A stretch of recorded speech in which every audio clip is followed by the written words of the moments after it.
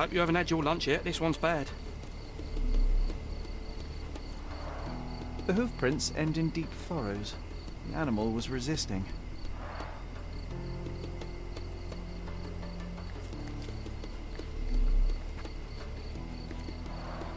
What a waste.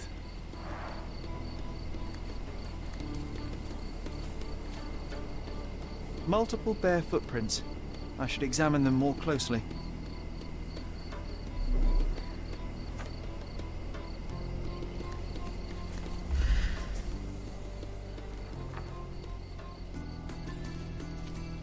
Multiple bare footprints. I should examine them more closely.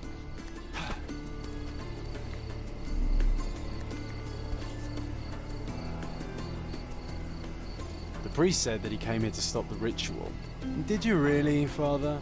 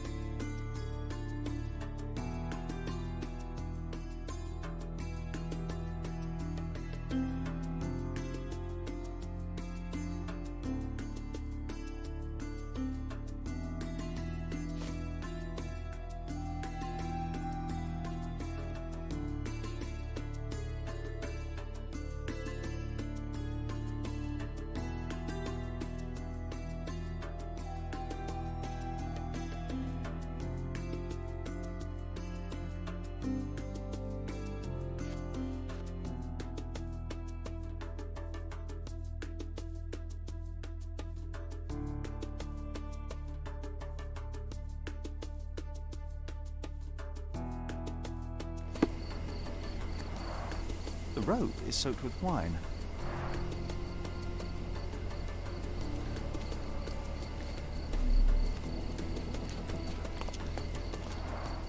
The goat was torn to pieces.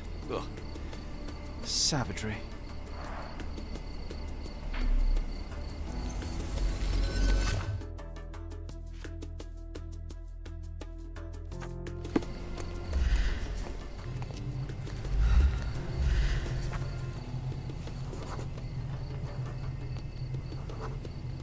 Someone stumbled on a stone and fell to the ground.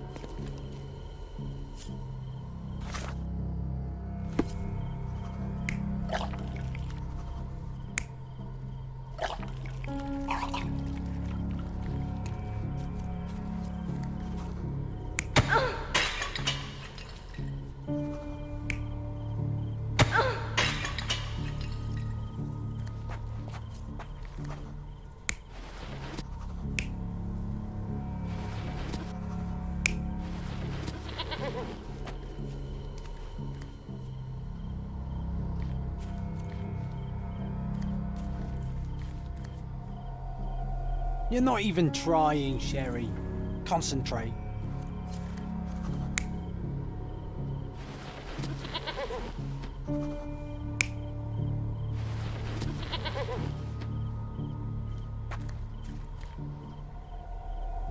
You're not even trying, Sherry.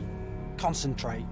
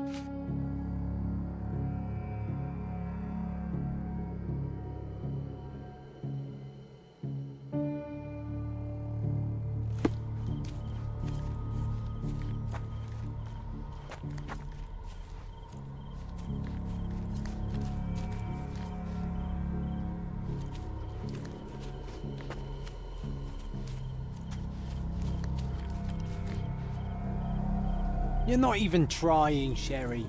Concentrate.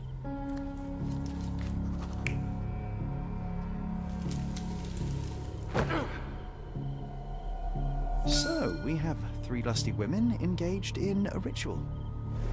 They're drinking and dancing when suddenly they hear a noise from the bushes. Their ritual seems to be working. There's a man they can get drunk already. While 2 of them are busy with the priest, the 3rd one leaves. She is the one who stole the goat and brought it to the ritual. The poor animal smells trouble and charges at the drunken woman with the amphora. Still, he couldn't break free and at the end was brutally torn apart and eaten alive. Well, they attracted the attention of men. The police, at least.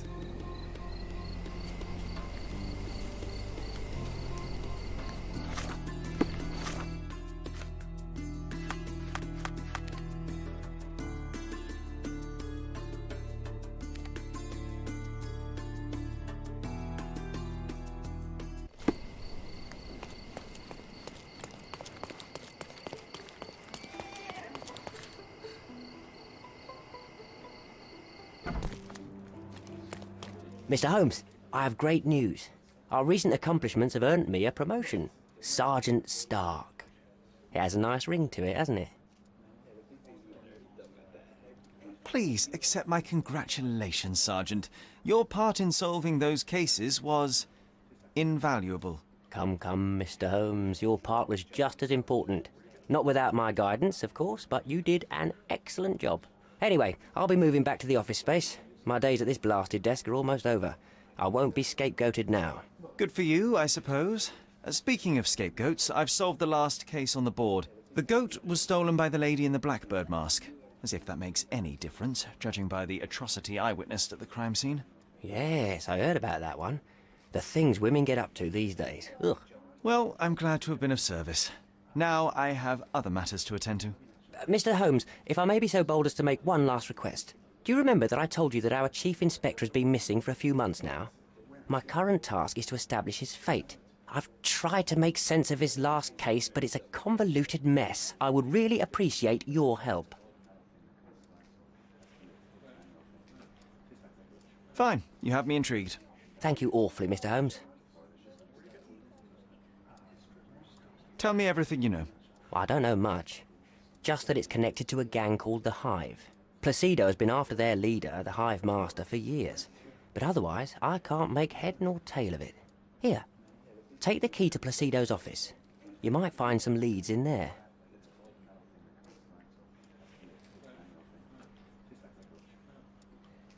So is it Chief Inspector Placido who has vanished? From what I've gathered, he was a good detective. Ain't that the truth? He was solving cases like shelling peas. Without him, things have gone downhill. He was a crotchety sort, always grumbling, fussing, taking his snuff by the handful, but I, for one, miss the old boy. Very well, I'll see what I can find out. One thing is certain, It's a dangerous business. Be careful, Mr. Holmes.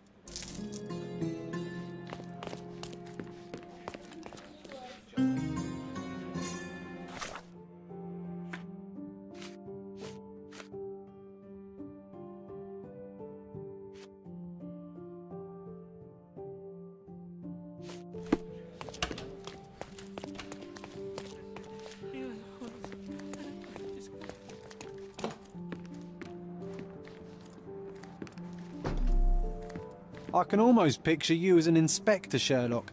You'd lie on his sofa all day and still solve more cases than the rest of the police. A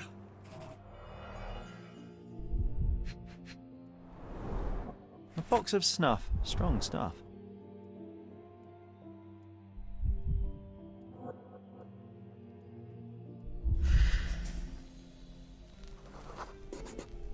This must have been an award for long and faithful service.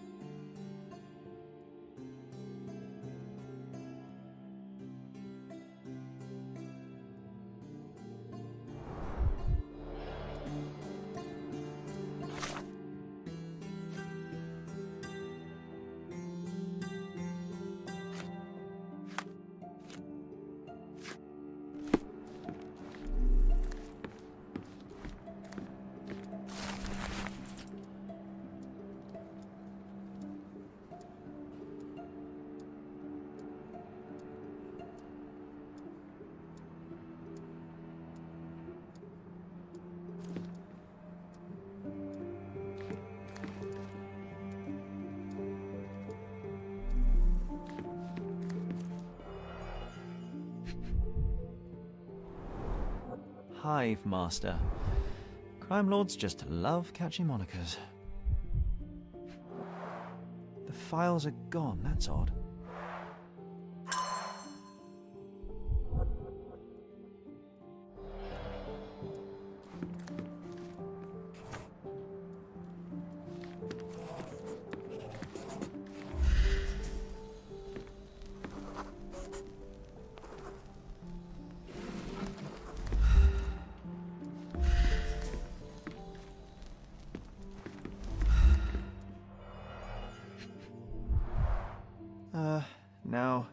Now that is odd, to say the least.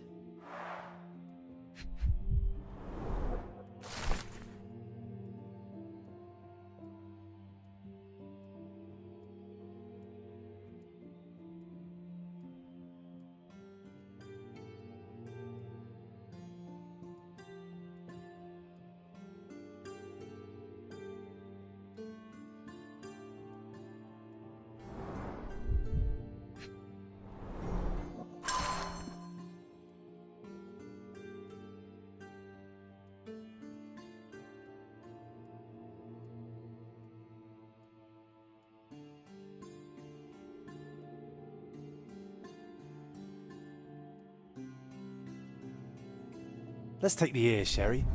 It'll bring us luck. You'll see. Good lord, you can't be serious.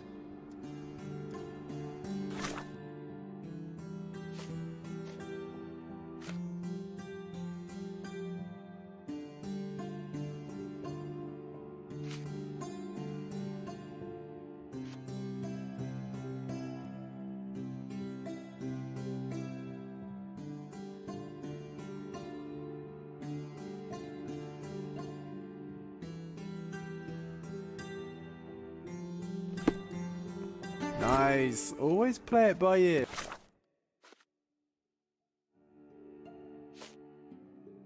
Pal.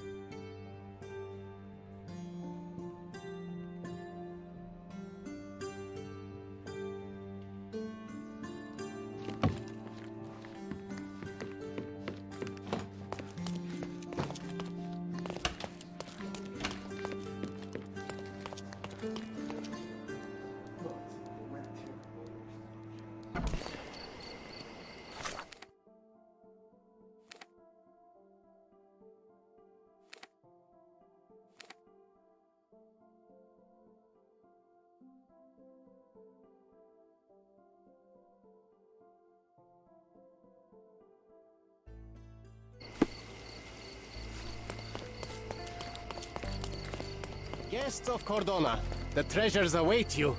Collect them all and return for more.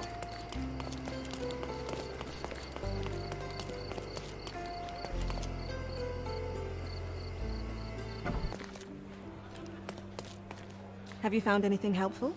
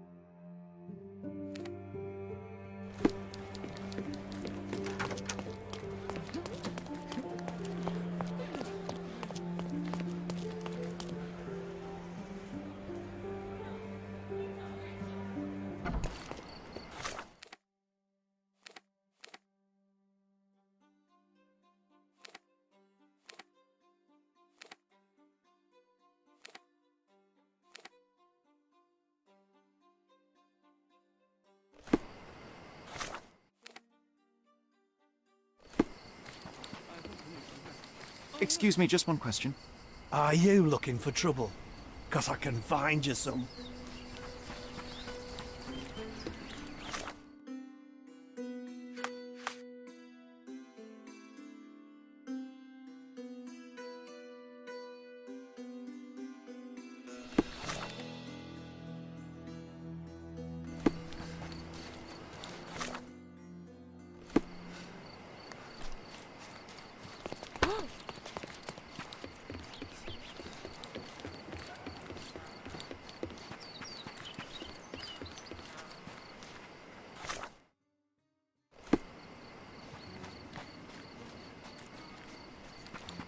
Clearing out on Hive Master's orders. Cornelius said he knows what he looks like, but he's full of it.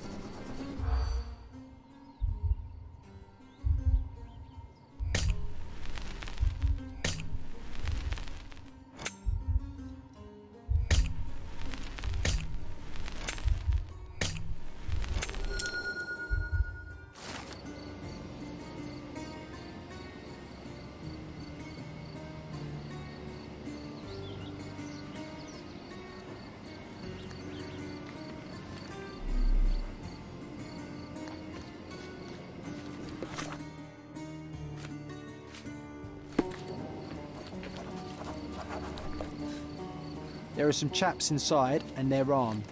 Be careful, Sherry.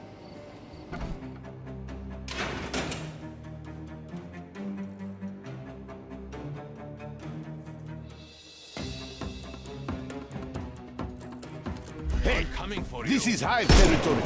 Shooting, boys.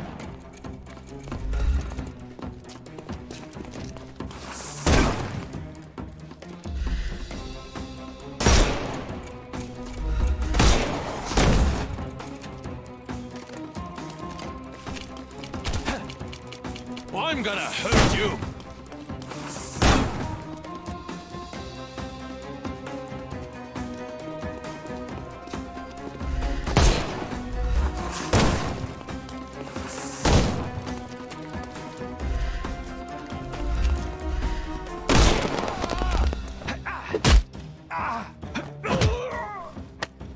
Too simple.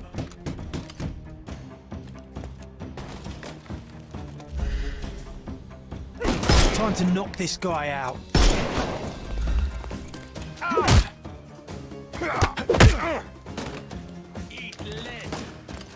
The snuff's ready.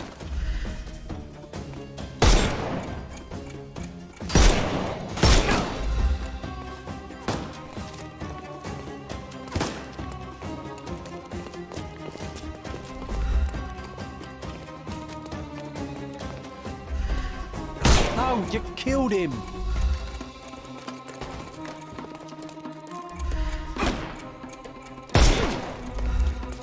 Good day. Don't bother, Give him the pepper snuff. I will. I'm coming for you. Take a rest, my friend.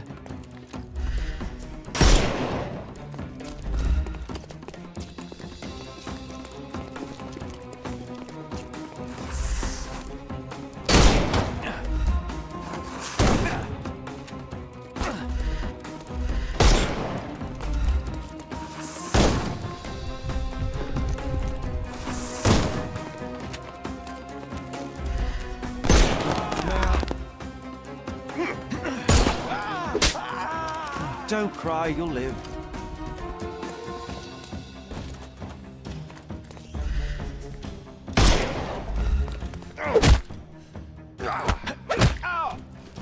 Take a rest, my friend. The snuff's ready.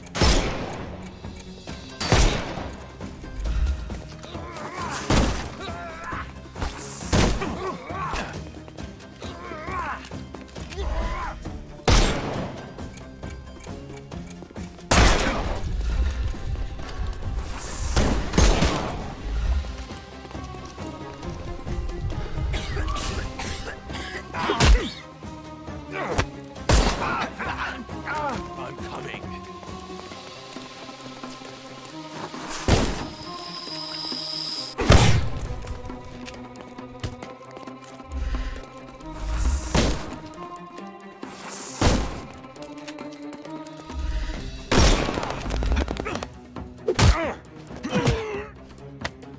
Take a rest, my friend.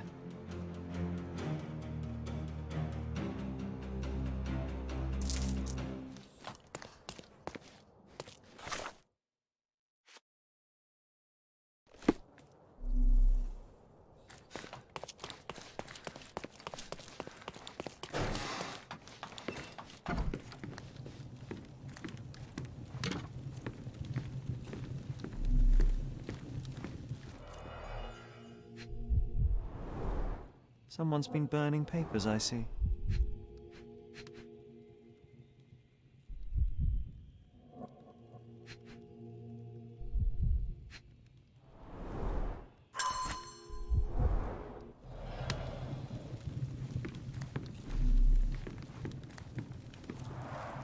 What a convenient way to pull the wool over the eyes of the customs house.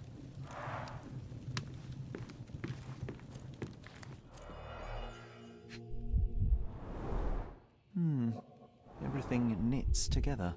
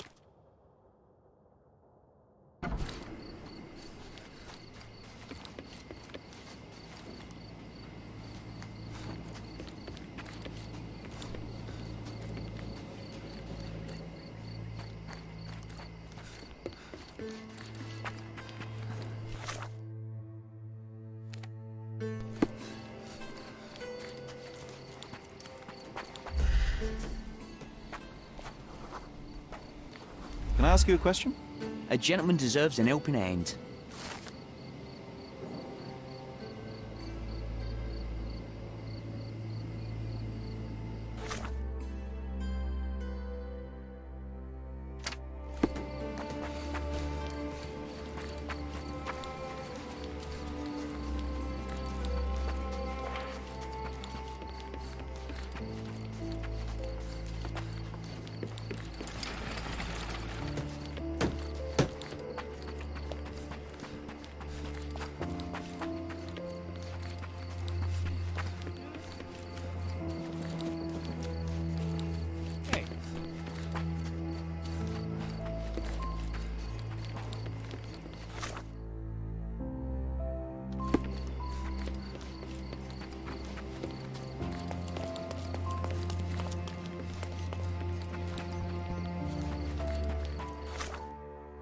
It looks as though someone or something has escaped. A statue of a buckled cage inside a city full of criminals. Let's take a closer look, Sherry.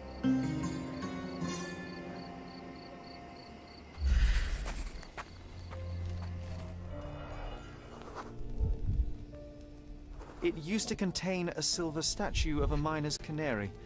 They were often used by miners to detect fire damp.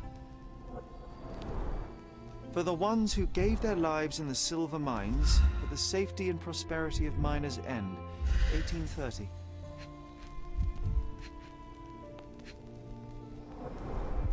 The lattice work was bent a long time ago. A gloomy picture. But quite poetic. A symbol of safety and prosperity has vanished from Miners' End, and now only the cage is left to remind the residents of their past glory. The canary was stolen a long time ago. There's no hope in finding it now, but perhaps someone might know at least something about it. We should ask the people around here.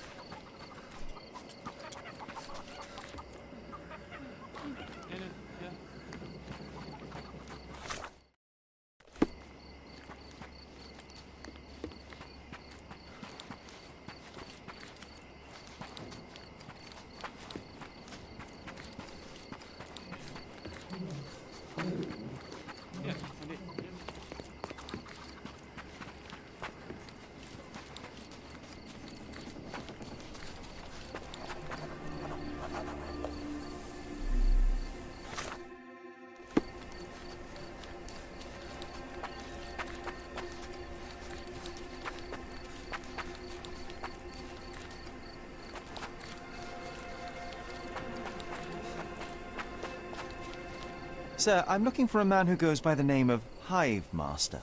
Uh-huh.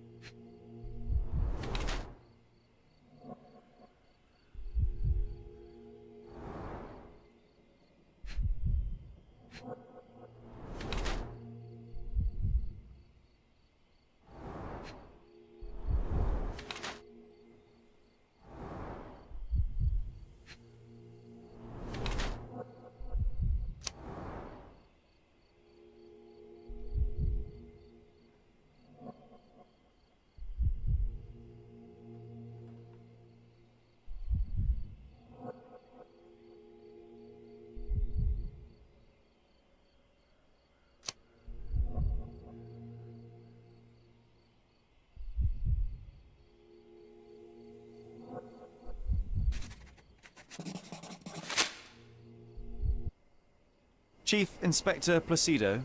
And what makes you think that? Why, your missing ear, amongst other things. You need a larger hat. I've been investigating your last case on behalf of Sergeant Stark. Now I think I understand what happened to the Hive Master. Humor me.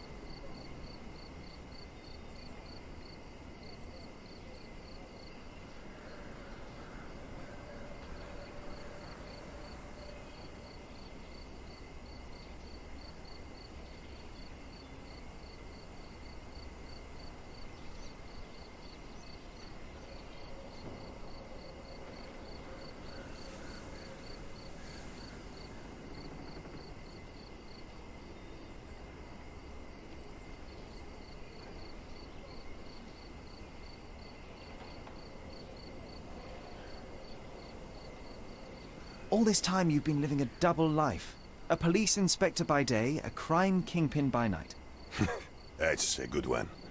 A bored old dog's been chasing his own tail. No, I killed this one. As simple as that. But why? Everyone deserves a trial. Wasn't my choice. He and his thugs attacked me when I went to arrest them. It was a kill or be killed kind of situation. Turned out for the best, though. With his cronies dead, not a soul knows what the Hive Master looks like. His own gang, scared stiff of him.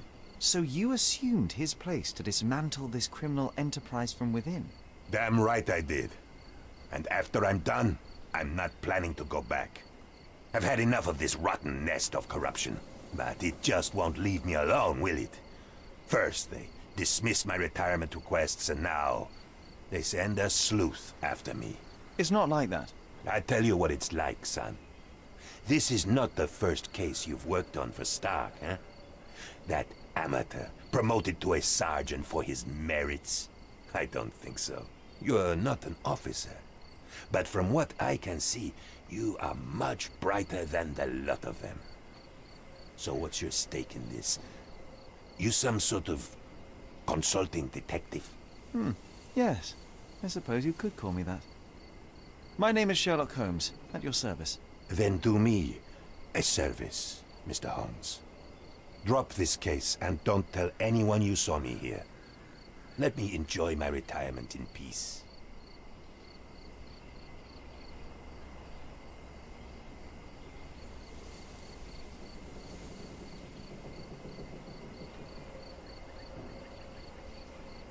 I have to ask, why are you so fascinated with beekeeping?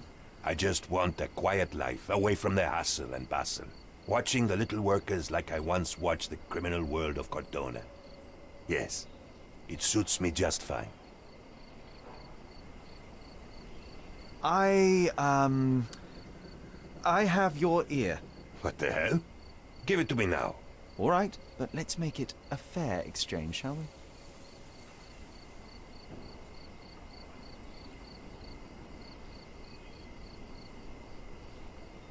I want a few beehives in return. I have space in my garden. Who knows? Perhaps someday I might try my hand at beekeeping too. Deal. Now go. I'll consider your request, sir. Either way, I must talk to Sergeant Stark. Tell him I died a hero. Or a coward, I don't care. As long as they leave me alone. Really, Sherry?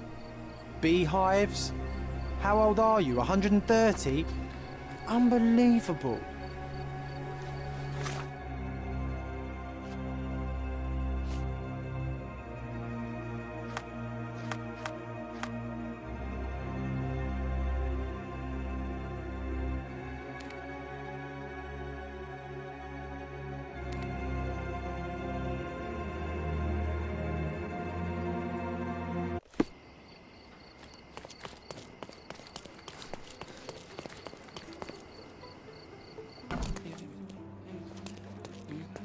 Sergeant Stark's back at his desk, across from the Chief Inspector's office.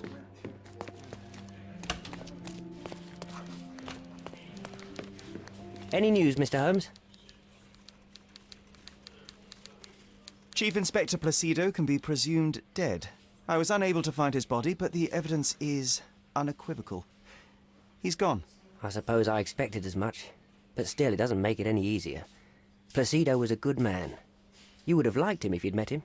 Yes, it's a pity. I'm sure I would. In any case, no matter how bad, the truth is better than uncertainty. Please, take this as a token of gratitude. You've done us all a great service. Thanks again for your help. Good luck, Mr. Holmes. The man deserves to be left alone.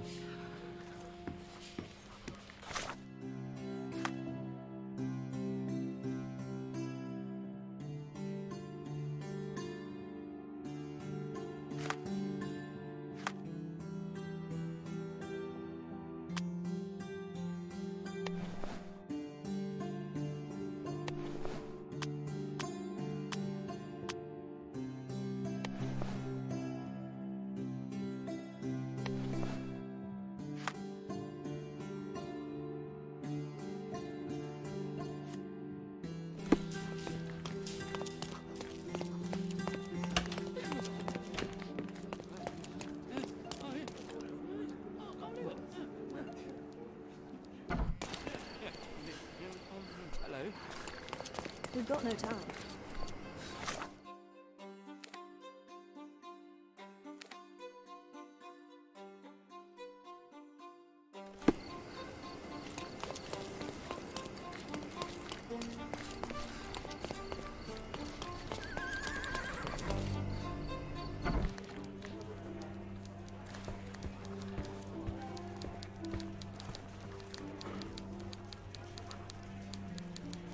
Good luck, Mr. Holmes.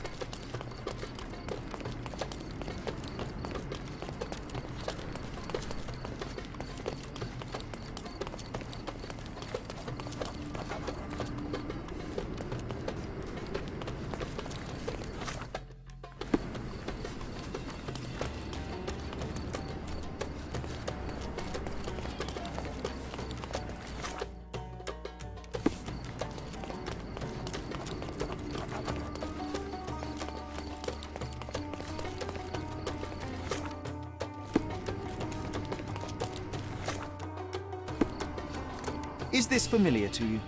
Nothing I can tell you, sir, but others might know more.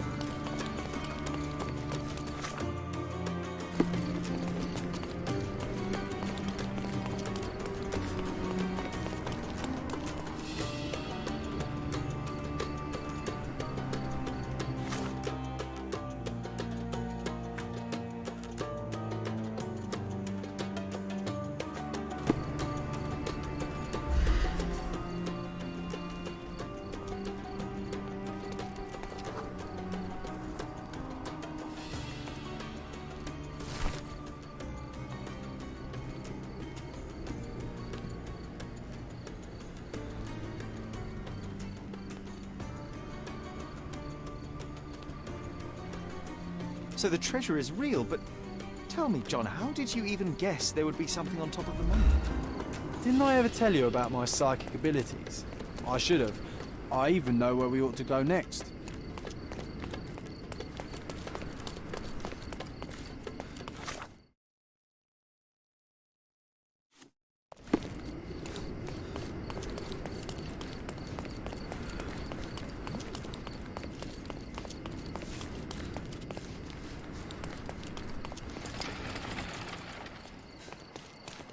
Do you know anything about this?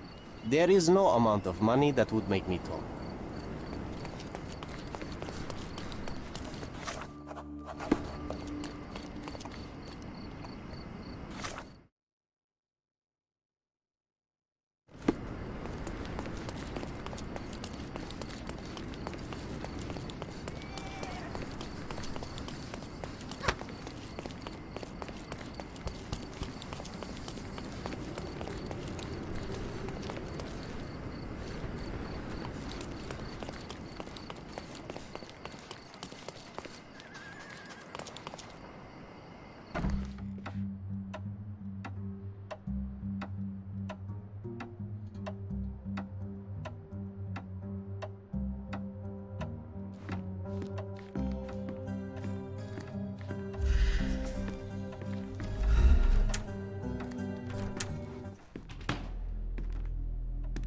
Mr. Holmes, you came.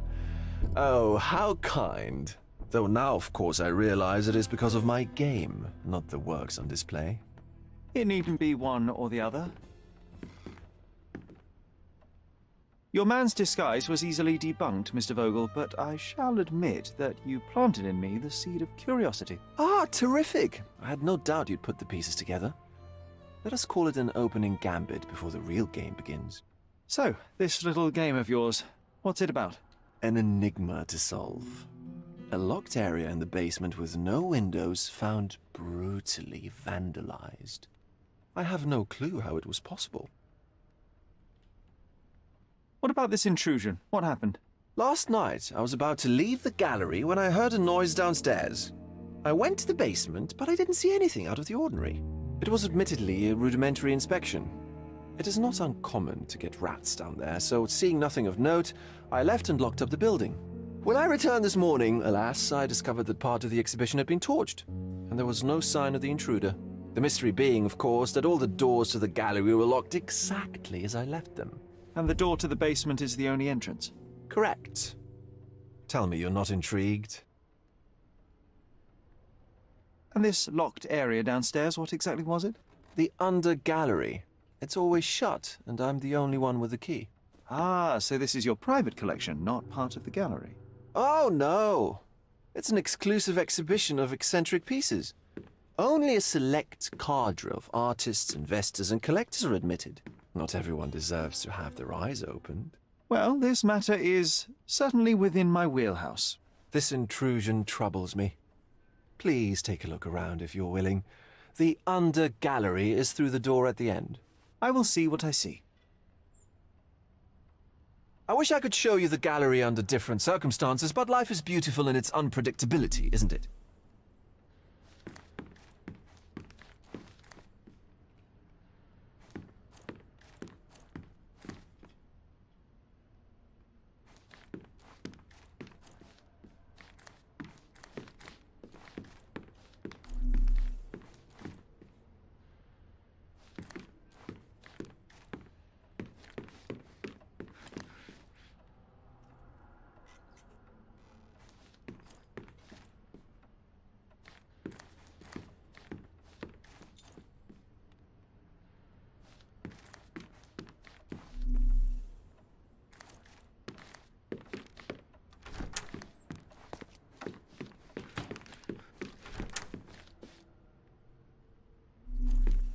You sure you don't like art, Sherry?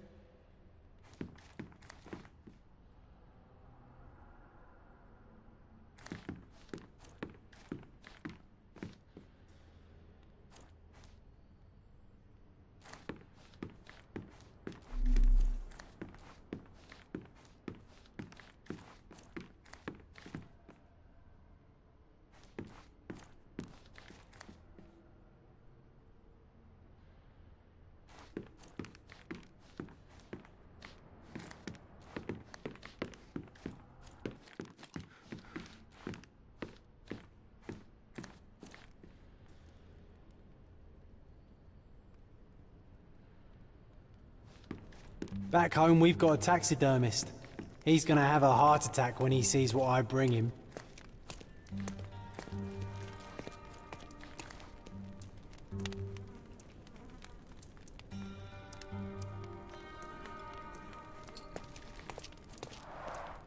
A simplistic attempt at provocation.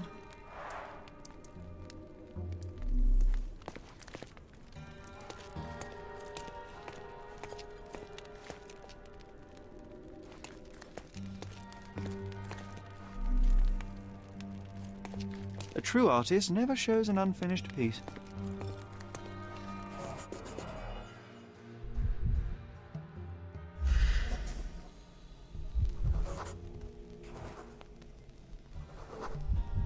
The left step's length is shorter than the right. It indicates that the walker was lame.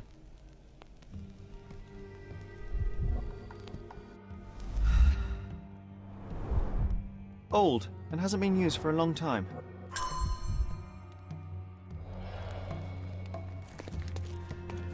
Closed with a metal bolt.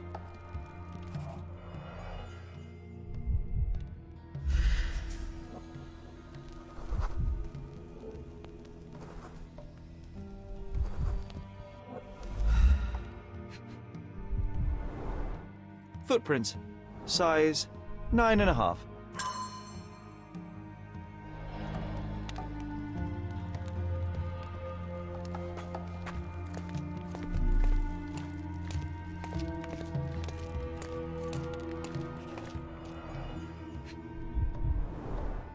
Sherry, how about some company in that dreary chamber of yours? Leave my loneliness unbroken, John. A handprint of the thing from another world. But it looks fresh, and its coal origin ruins the effect of the extra mundane.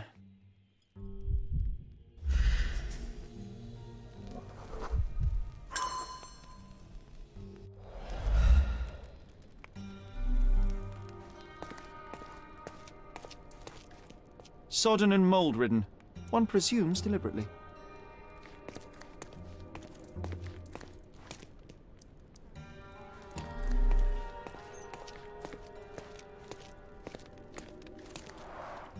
Saturn devouring his sun. Oh, grim composition.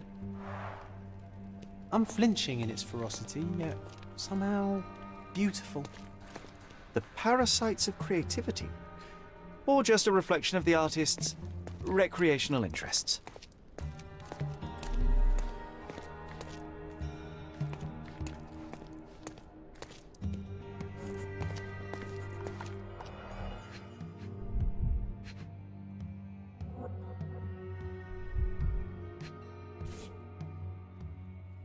A Malpau butt. Coal fingerprints. I think we're looking for a man with a coal moustache.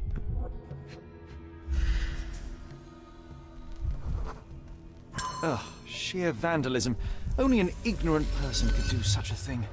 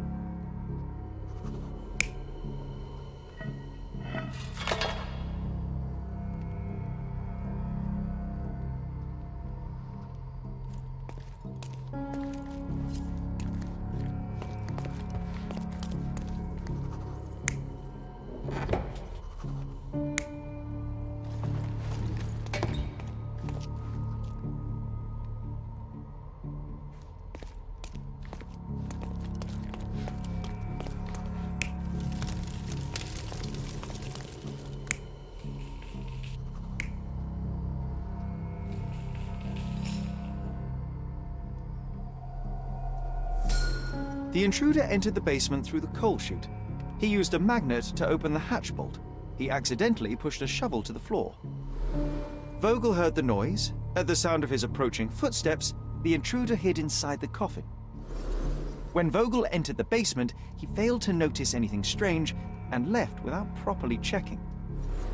The intruder waited until Vogel had left the caravanserai before burning the paintings in Wilde's room, but the vandalism was a cover for the theft.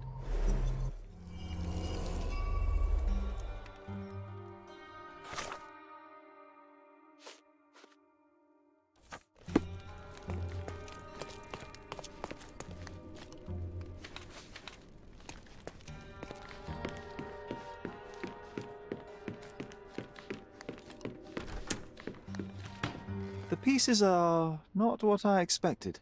What do you think my collection is about?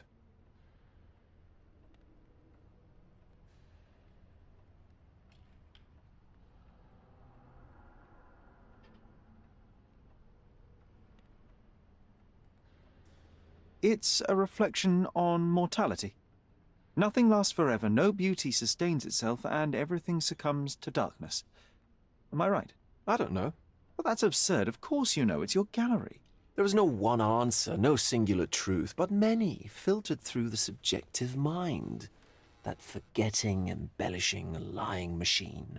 Besides, what's wrong with a lie if it makes life more interesting? What's wrong with a lie? It corrupts the ability of others to behave freely and rationally. Men never act freely and rationally anyway. It matters not what is or isn't in the end. The only important thing is how you feel. And I simply want to feel and consume as much as I can. Don't you? Feelings are simply one's animal ancestry trying to wrest back control of the brain. I try to avoid the distraction. You try not to feel, even in a place like this? None of it moves you? To be frank, I struggle to maintain even a whit of interest in art. But Mr. Holmes, it is joy incarnate, mankind's greatest achievement. Mankind's highest achievement above all others is objective and rational thought. I see then why you dislike art, for it means whatever you want it to. Or perhaps, Mr. Vogel, I was lying. Aha. Mr. Vogel, my investigation has revealed that the intrusion was not merely vandalism, but theft. The limping visitor left your place with a canvas. That's very impressive. This thief was familiar with the gallery, and he was sporting a limp. Do any of your clients or artists come to mind? My, your attention to detail is remarkable, Mr. Holmes. I should introduce you to Bosch's works. Alas, I'm afraid I cannot suggest a culprit. The fire was a clever attempt to hide a stolen painting, even if it didn't fool me. I found the remnants of an empty frame in the pile of ashes. The canvas had been removed. Do you know which paintings in the Wild Room may have interested a thief? Were any particularly expensive? Those pieces belong to a well-known artist named Boniface Mercurio. They're controversial, but not of a notably high value. The intruder entered the basement through the coal chute. He used a magnet to open the latch and dislodged the shovel while doing so. That's the noise you heard yesterday. When you went downstairs to investigate, he hid in the coffin. It seems I should have checked the space more thoroughly. There's something more, is there not? I can see it in your eyes. Indeed. There is another intriguing angle. I recently received an anonymous offer for one of Mercurio's works. The sum was more than fair, and indeed could have saved Mercurio from his artistic poverty.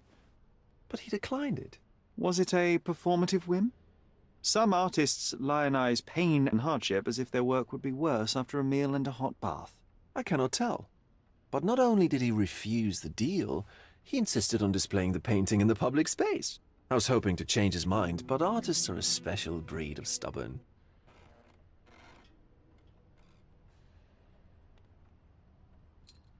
So where can I find Boniface Mercurio?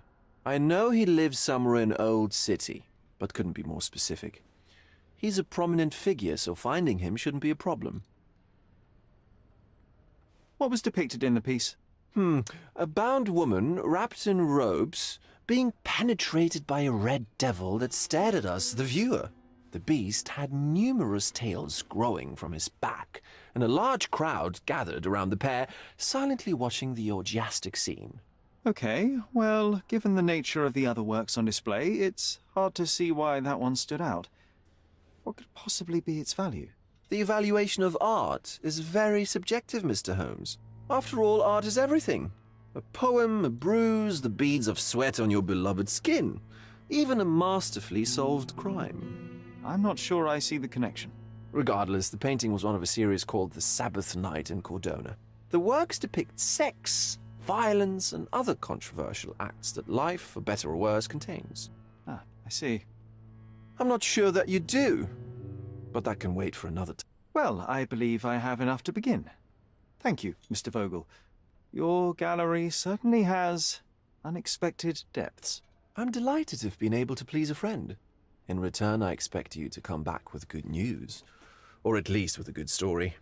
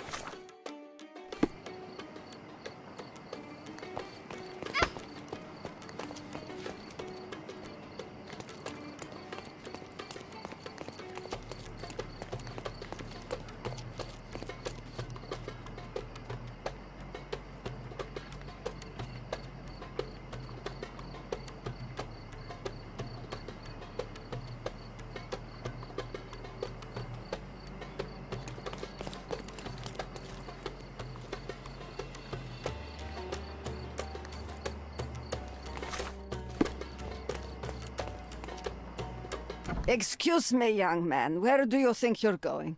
Greetings, ma'am. I'm looking for the... I don't care who you're looking for. You shall not pass. No visitors allowed. I wish to buy a painting from Mr. Boniface Mercurio. Is he at home? Dearie, tell me, because old age has made me blind. Did someone write Information Bureau on my forehead? Because I'm not here to answer your questions. Entry is for residents only. If you aren't a resident, please leave, or I shall report you to the police.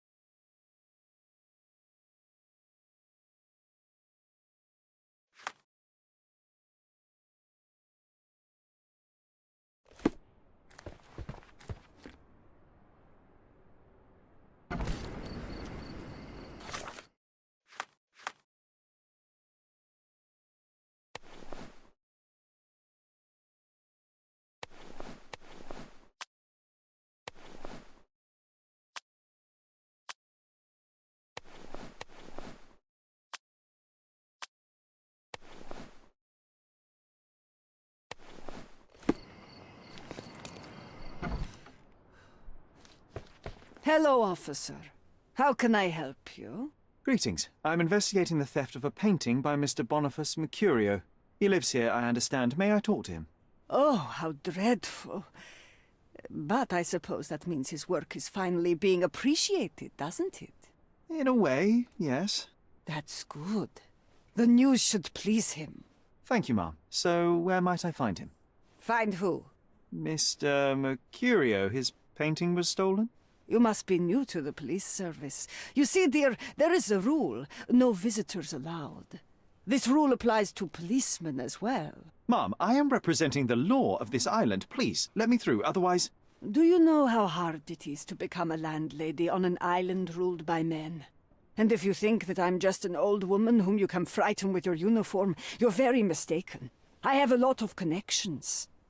If you do something stupid, my dear, it will be the last thing you do on this island. Very well, ma'am. I'll work it out another way. Have a nice day, officer.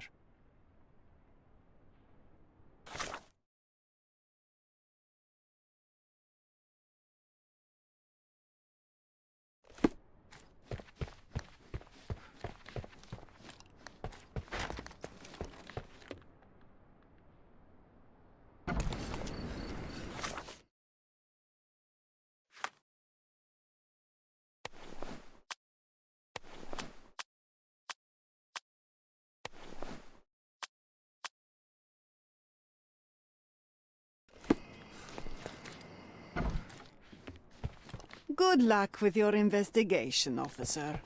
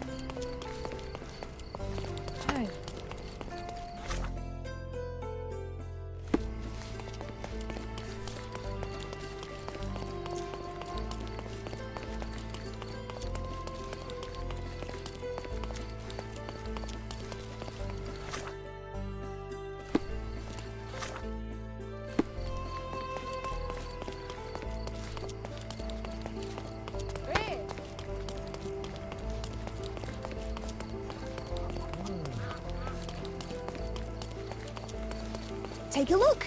Try it on. It'll be a nice... The finest clothes for the finest citizens.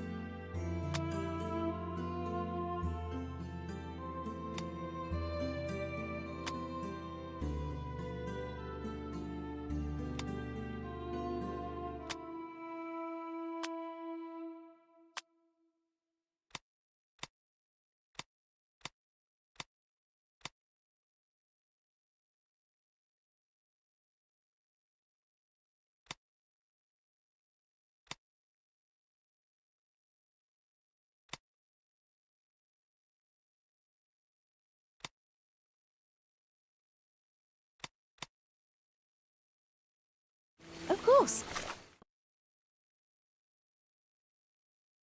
Think it over. Take your time. The finest clothes for the finest citizens.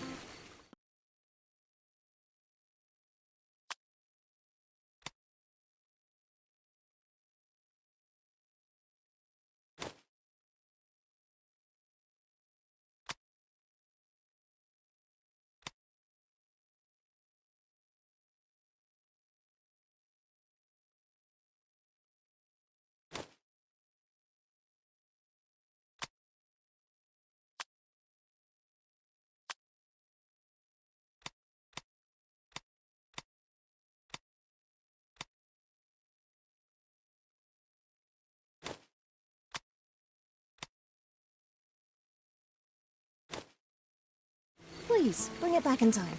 We have a large assortment and pleasant prices.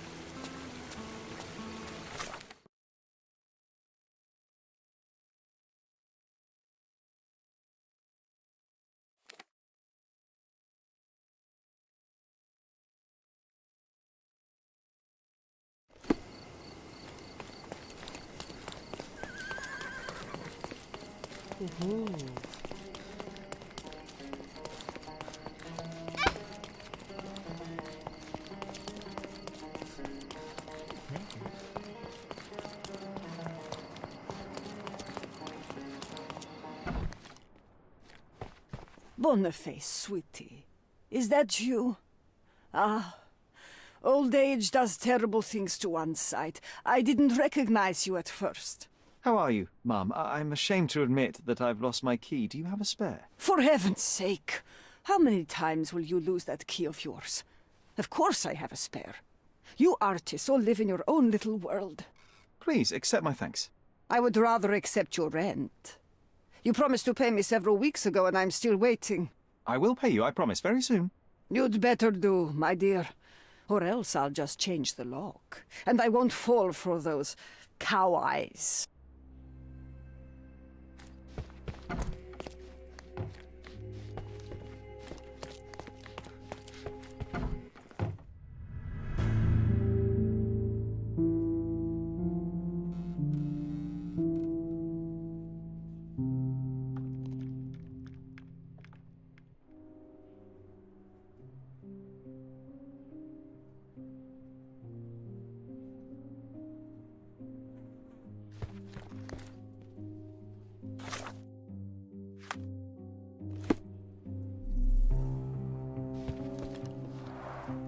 Red skin, tails on the back, reminds me of Werder's description of the stolen painting.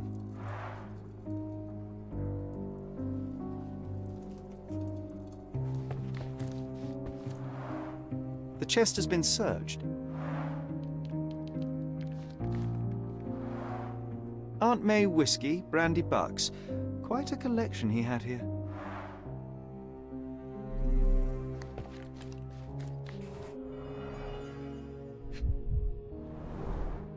I wonder where he got that fancy camera. Despite the overall tendency towards mess, you cannot sit with the drawer pulled out like this.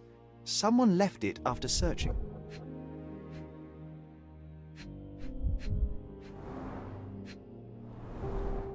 It appears the wine was truly awful.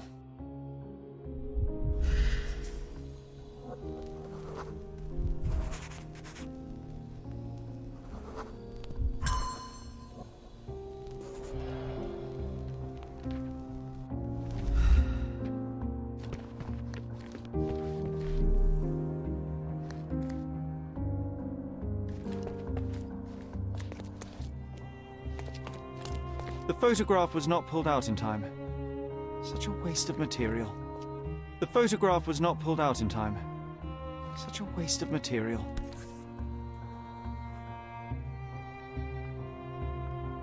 Look at this, John. Isn't it our stolen demon?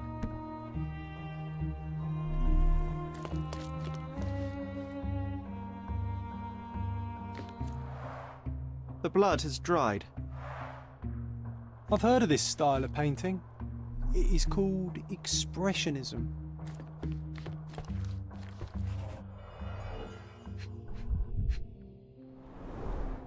The wound is precise. It was inflicted by a razor or a knife. Soaked in blood.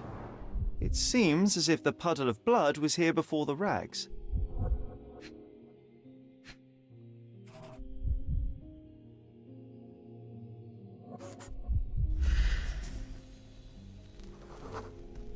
Judging by post-mortem rigidity, the body lay here for 1 or 2 days.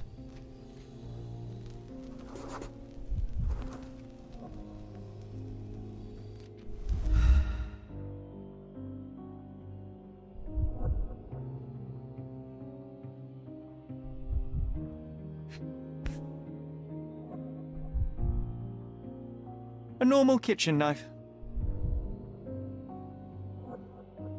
Could be the murder weapon.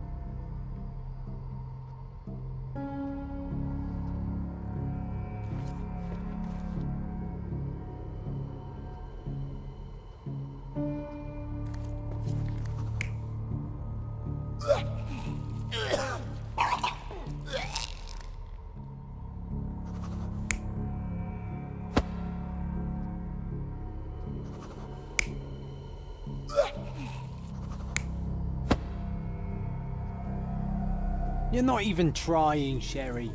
Concentrate.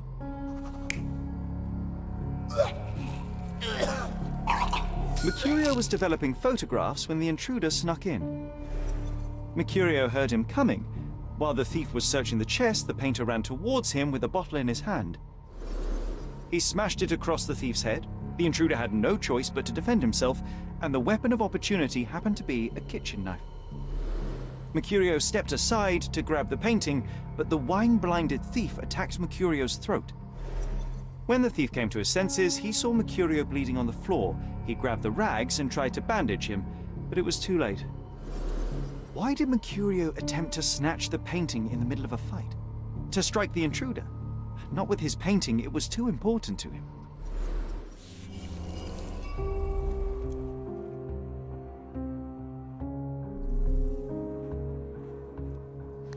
It's time for some chemical magic, John.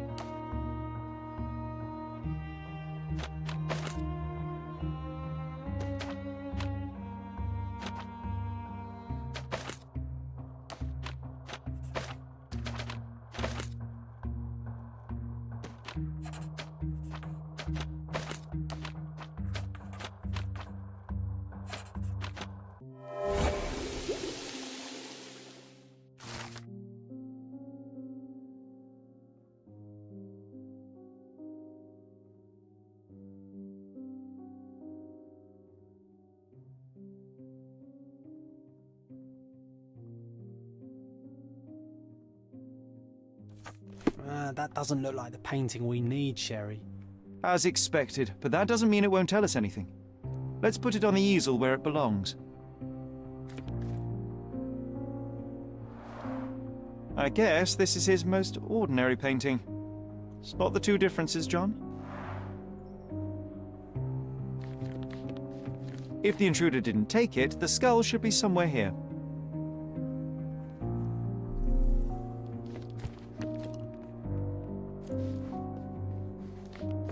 Nothing behind it.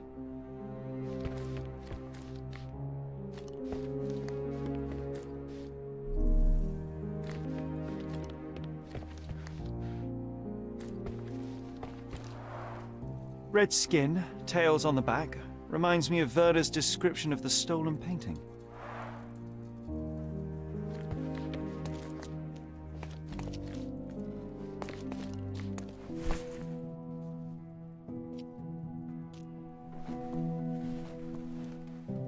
Monster was actually a man. Poor girl. John, you ought to be thrilled. We are now hunting the devil himself. What were you saying, Sherry? I was too busy sketching the scene, you know, crimes and such like, daily routine. Did you find something? A photograph. It depicts a man in a red suit with tails sprouting from his back and multiple people in masks watching the scene. It all adds up. But the act of love, it wasn't given willingly, John. It was a violation. And the girl, she was with child. Give that to me now. Did you recognize someone? No. Although the victim is not from Cordona, she is African. Look at the ritual scars on her face. Get that image out of your brain. You have to continue the investigation. I must speak to the landlady. Perhaps she saw or heard something. Sherry, you cannot tell her the truth about Mercurio. It will hurt her. John, that's illogical. Sooner or later, she will come here and discover a corpse, and I still need to talk to her. Just avoid mentioning corpse, all right?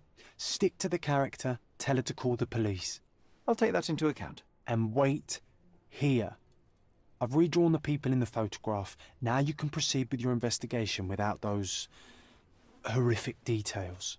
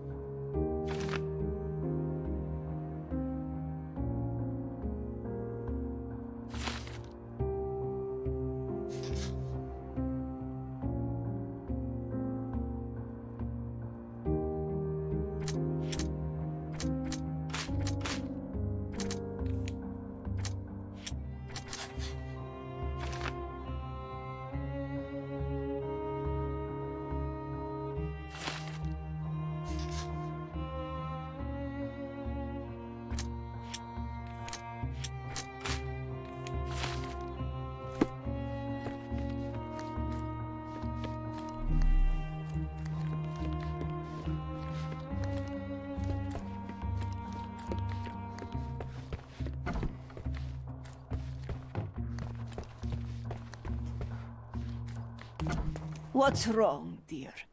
You look like you've seen a ghost. Can you tell me if anyone else has recently entered the flat? Oh, you're talking about that limping man. I'm sorry I let him in. I was scared. And I thought maybe he would motivate you to find money so that you would pay your rent. No offense, dear. Can you describe him? Oh, so you weren't at home. I was so certain you didn't leave your flat that day. He was of average height, had a limp and a tattoo on his neck, and he was smoking Malpal cigarettes. My husband used to smoke those. They have a horrible smell I can recognize from a mile away.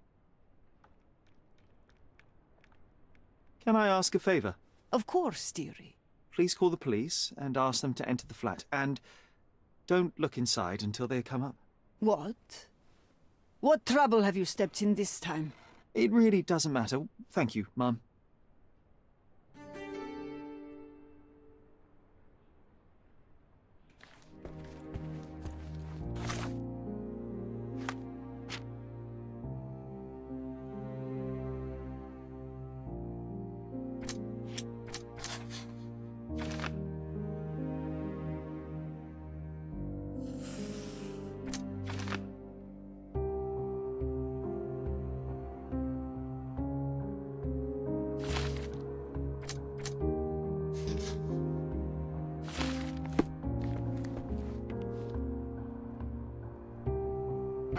Phew, Sherry, that was close. But you did everything correctly. Now, take off your outfit.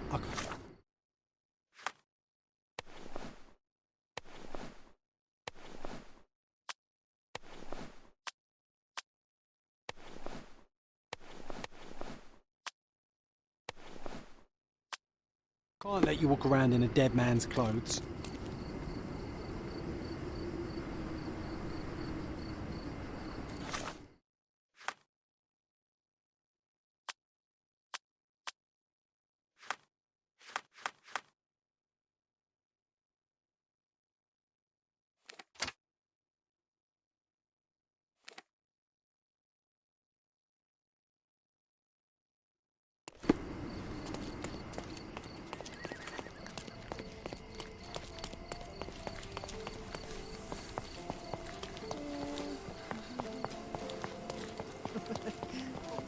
Extra, extra! The Hive gets stung! A substantial police sting targeting the hideouts of the Hive Crime Syndicate. Read all about it. Interested in some Cordona news? Check the front page. You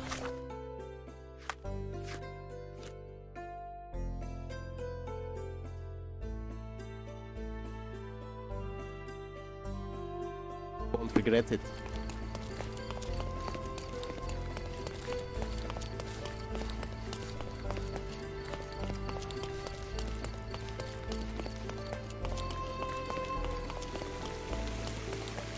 Take a look. Try the finest clothes for the finest citizens.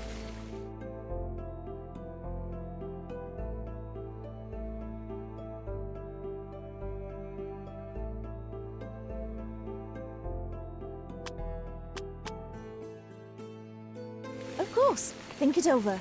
Take your time.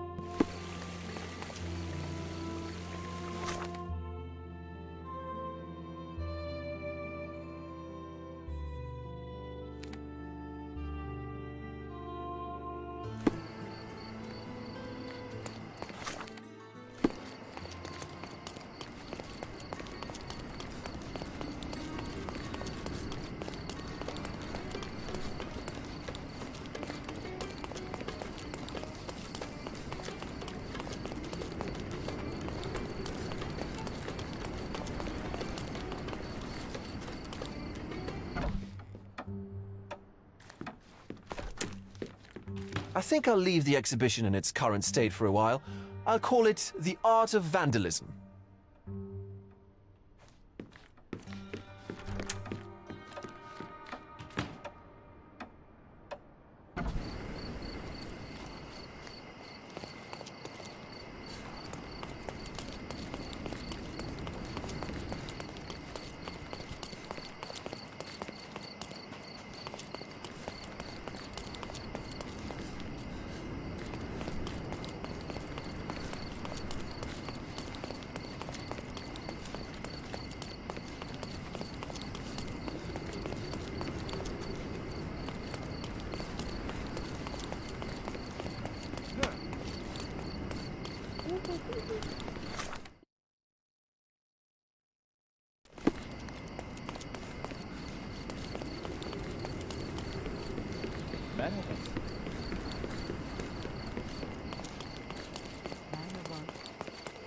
Sit up.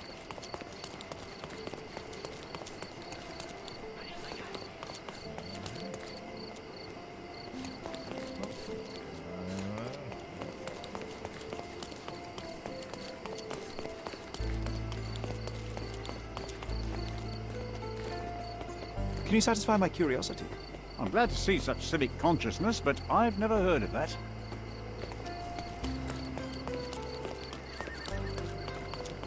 Look who's here.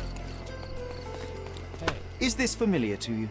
I can't help you with that, sir. You obviously haven't thought this all through. Or are you just annoying these people on purpose?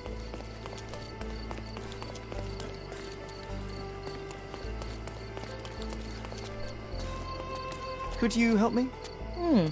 You look like an honorable man. I have some information for you.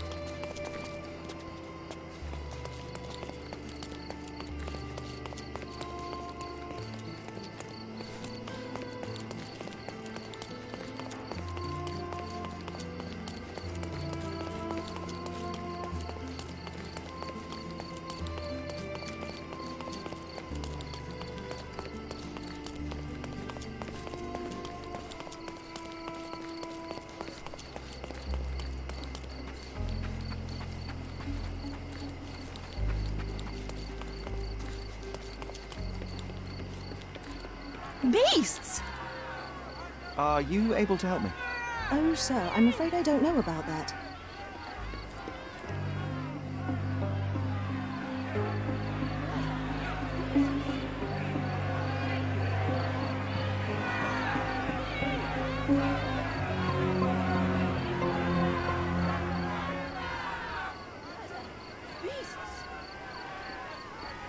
Murderers!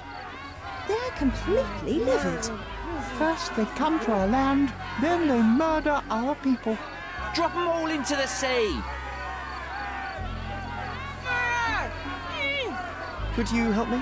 A solid question, sir, but I don't have the answer. Murder! Beasts! Sir, this place is off limits to the public. Please state your business or leave, or I shall request that the police escort you out.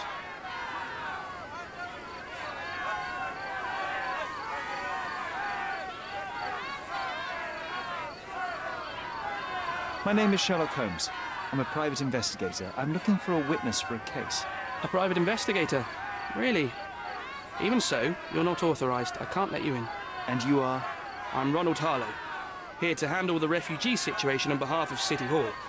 I'm the acting supervisor here, so I have full authority here to ask you to leave, or I shall order the police to detain you for trying to pass the blockade.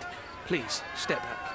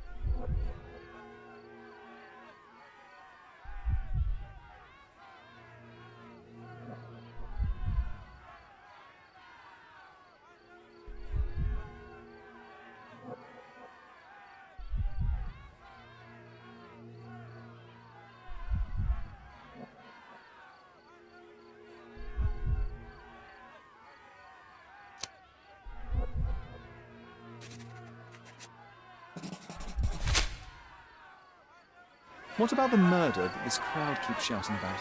It's mere assumption. I assure you that the situation is under the police's control. I know you want to deal with this in the right way. You are obviously a professional and a responsible person, but you clearly have never handled a situation like this before. I am handling it, Mr. Holmes. Don't question my capability here. And tell me how you do it. You can't even calm this gathered crowd, and as for the police, they're not quite managing it either, are they? You consider yourself a problem solver, but until today, you've been solving problems sitting at your desk in a dark corner of a city hall room. Here, you need a more practical approach. What are you driving at, Mr. Holmes?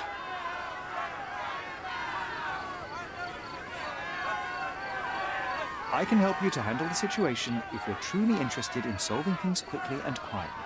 And how exactly would you manage that? Simply tell the police that I'm with City Hall and I'm permitted to investigate the scene. I'll work out the rest, but in return I need your help finding my witness. She's a young refugee. She's with child or was with child recently. Look, there is indeed a dead body inside the camp. So even if the girl you are looking for is there, all the refugees are now being detained and interrogated by the police. They won't allow you to speak with her, and I can't do anything about that until the situation settles down. So it's in our mutual interest to settle it. Oh. I suppose that things are bad enough that I ought not shy away from help. All right, Mr. Holmes. I'll tell the police to allow you to come inside. Just tell me when you're ready. Mr. Harlow, how did the refugees end up here exactly? Oh, so you're not from around here yourself? I've been away for some time, but I read the papers. Yes, this whole story has been in the papers for almost a year now. They were smuggled to Cordona on a ship from Africa. Smuggled? Then why didn't you deport them? The smugglers managed to sneak them to shore and hide them inside an abandoned warehouse. When the police raided the warehouse and found the refugees there, the ship was already gone. We aren't even certain as to which ship it was. We have busy shipping routes with other colonies these days, you see. So you decided to lock them up under a bridge? There was no other option. We're still trying to work out what to do with them. I only hope we'll find a humane solution and not put them on a raft and float them out to sea. Mr. Harlow, what exactly do you do here? What are your responsibilities? What I do and what I am responsible for are two different realities, Mr. Holmes. On paper, I am in charge of the camp territory, security, provision, and the refugees in general. What I actually do most of the time is knock on every City Hall door trying to obtain some funding, or at least rations for the camp. Are the police here on City Hall's behalf too? They are, minus those who came here after the body was found. The governor won't let the refugees disperse into the island, so there's a significant police presence guarding the camp. Naturally, they answer directly to the police. I have some influence here, but I'm not their direct authority. I'm ready to take a look at the scene. All right. Go inside the camp and find Inspector Tewkesbury. He's the officer investigating the scene. Tell him I sent you. Say you're an independent expert from City Hall. He'll fill in the details for you. I'll find my way with words. Thank you, Mr. Harlow.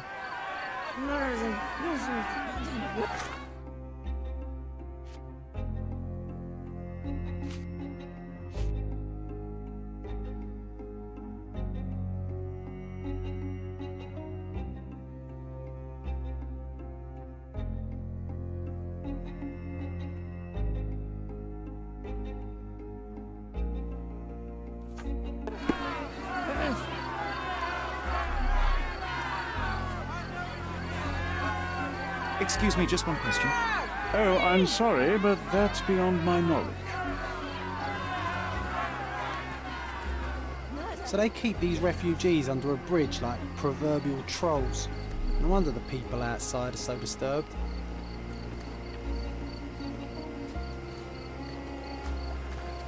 Who the hell are you? How did you get in here? Mr. Ronald Harlow let me in, sir. I'm Sherlock Holmes, a surveyor of refugee affairs with City Hall. You're Inspector Tewkesbury, I presume? A surveyor? What does that even mean?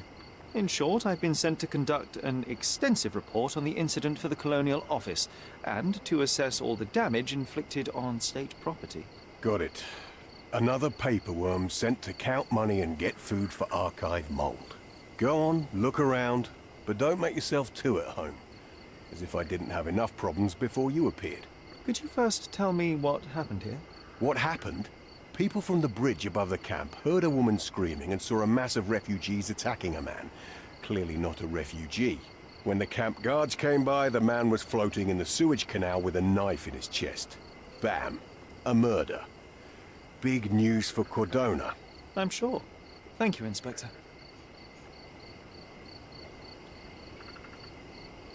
And none of the refugees were harmed?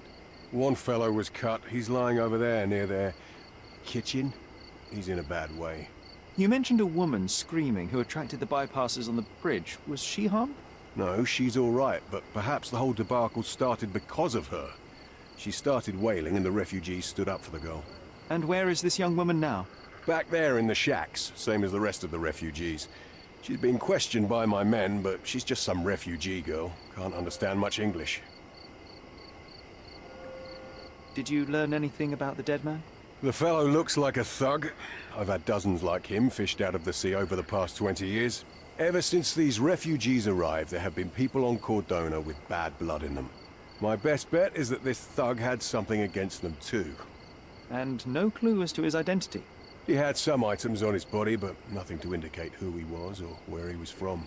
I think I should catalogue his possessions in my records. Go on. They're on the table near the body. Do you have any suspects yet? You're joking, right? I've got a whole camp full of suspects. And if you ask me, this bloke had it coming. Better bury him and forget about the whole thing. And now there's a crowd gathered at the camp, and my superiors say we must thoroughly interrogate the refugees. At least those who can understand any English. Do you believe that your superiors wish to get rid of the refugees? I think that both our superiors would rather keep the story quiet. Since that's an unaffordable luxury now, they're looking how to protect their public image. That's why I have to waste my time waiting for my people to turn every stone and befriend every refugee.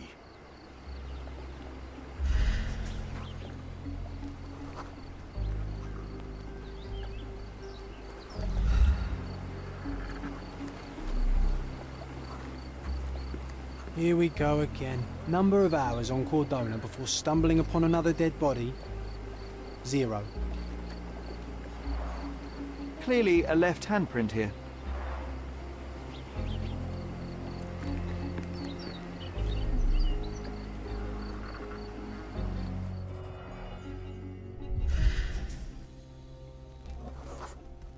A furrow in the ground.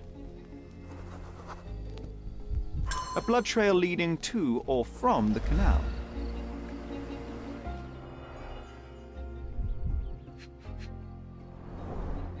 Someone bled profusely here.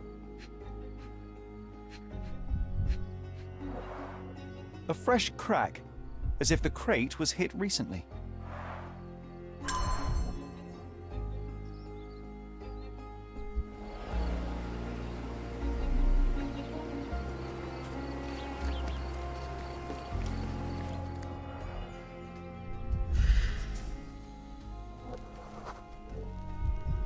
Police boots, always happy to trample evidence.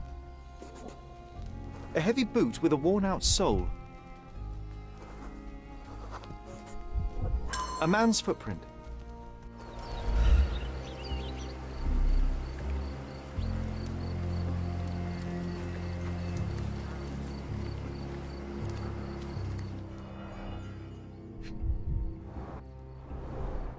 Malpal, soaked with salt water.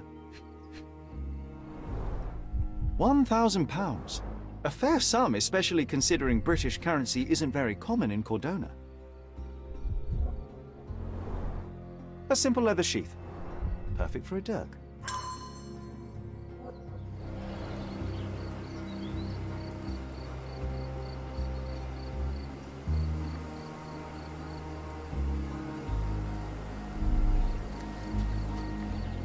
Help me, please.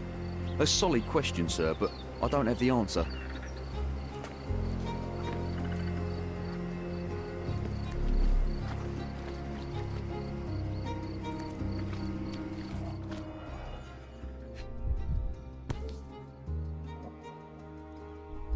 A steel dirk, sharp. A common accessory among sailors and soldiers.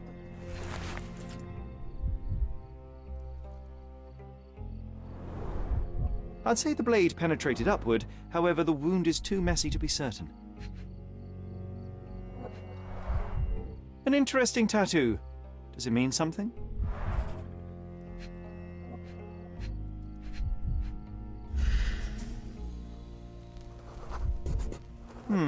Coal dust under the nails. I don't see much coal around here.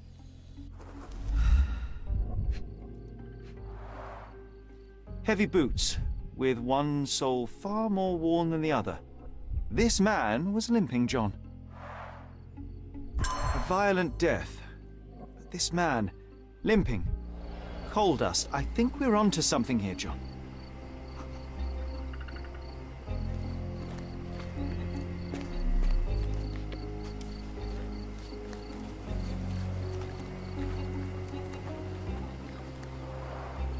Oh, carnelian agate beads, a traditional African adornment.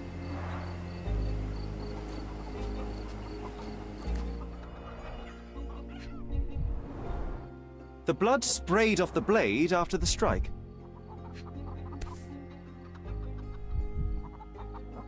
No hint of blood or impact.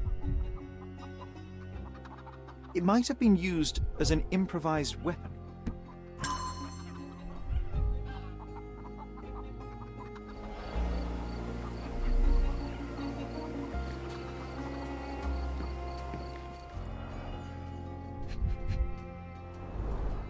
The cut is deep, potentially serious if not treated immediately.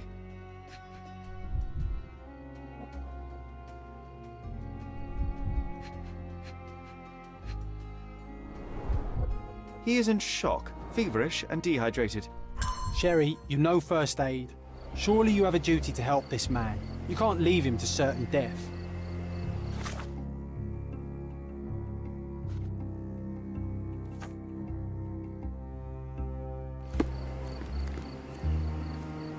Can you satisfy my curiosity? Nothing I can tell you, sir, but others might know more.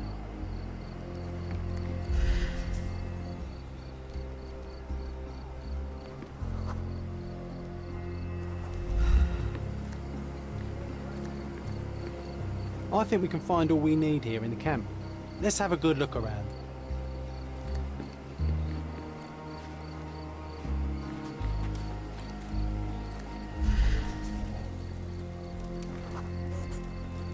I'll use it to create a solution.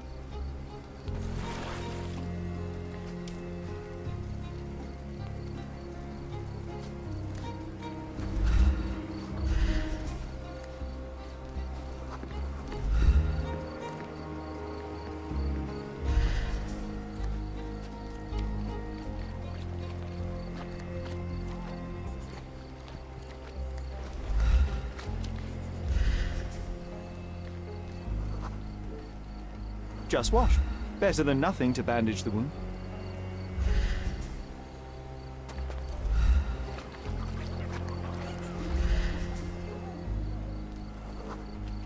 That will kill, not save him.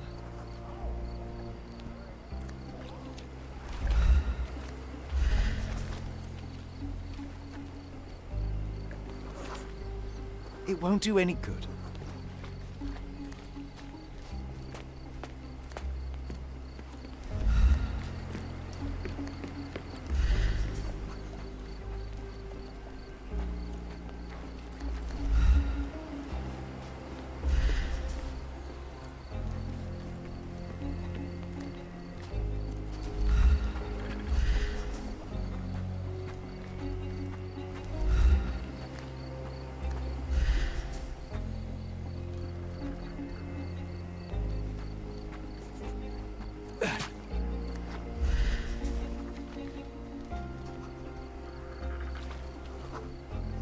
I'm afraid these leaves can only be added to tea. I can use this to stop the infection from spreading. Nausea and stomach pain is not what he needs now. If they find out about the passage, everything will go to hell.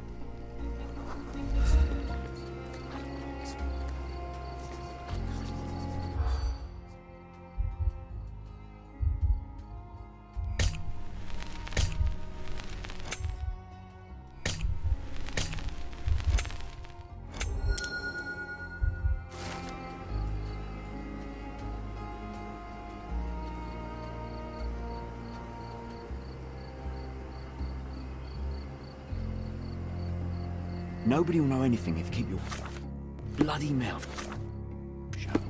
The coppers smell. Sherry, just look at this. Living quarters in a sewer. What kind of a genius bureaucrat came up with this idea?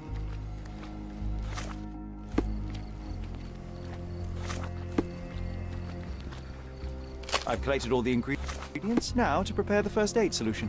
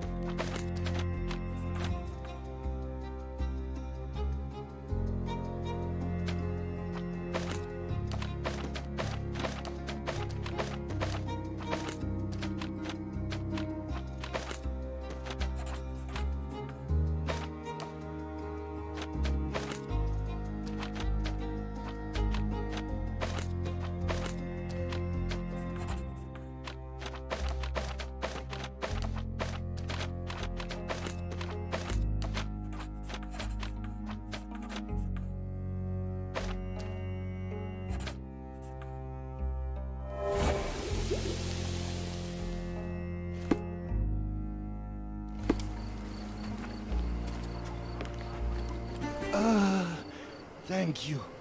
This should make you feel better, my friend. Now remain lying down and drink as much water as you can. Well done, Sherry. At least he won't die from the infection.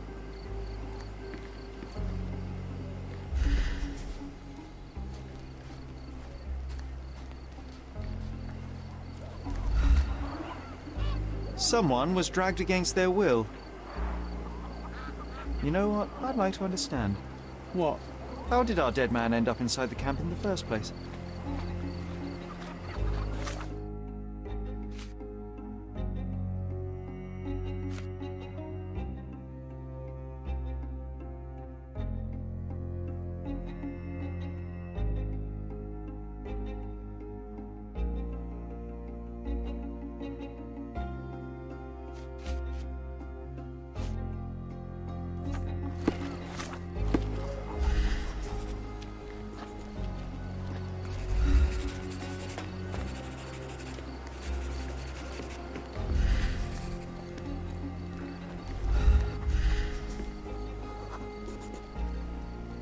No, it's too short for these walls or cliffs.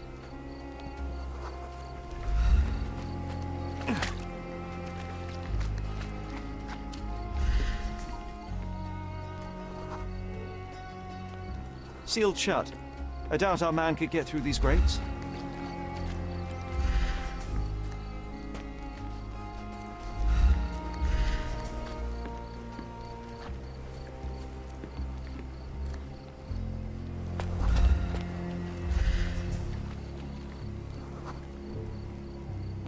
It's unlikely anyone could get in or out of the camp by water without alerting the police guards. The refugees have been detained and will not leave until all the circumstances are clarified.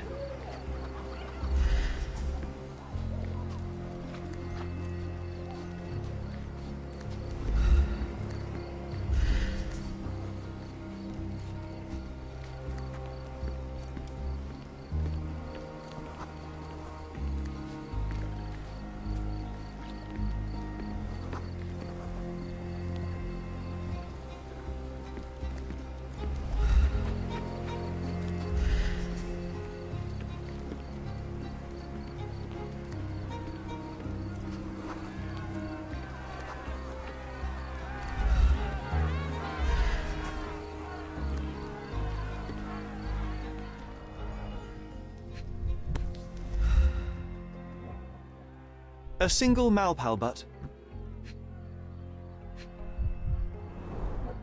Roadman cigarettes. A brand highly regarded by law enforcement officers. So there wasn't any sophisticated infiltration plan. The good old police just let the man into the camp. Now we have everything we need to get the full picture of what happened at the camp.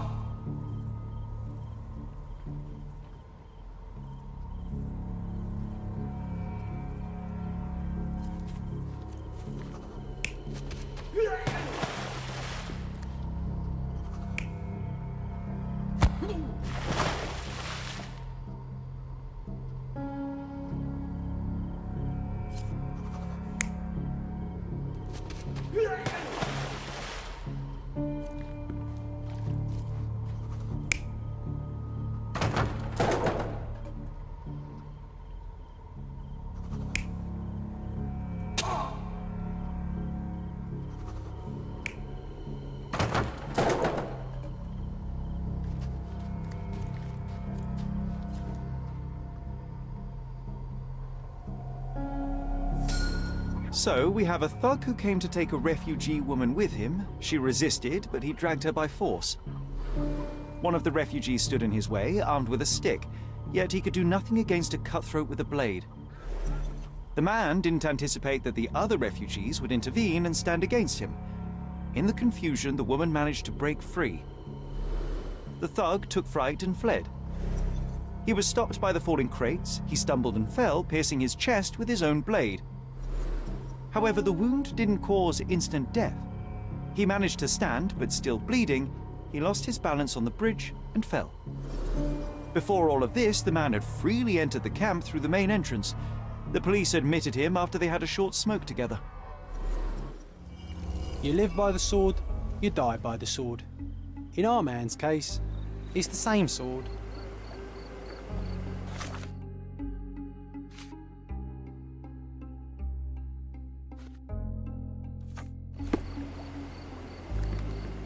You still here? I'll just look around. I... Can you satisfy my curiosity? A solid question, sir, but I don't have the answer.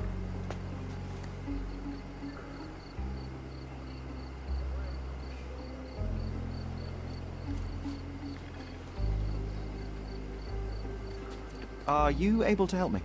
A solid question, sir, but I don't have the answer. Time to check your who, what and what, Sherry. Who are you asking, about what and dressed as what?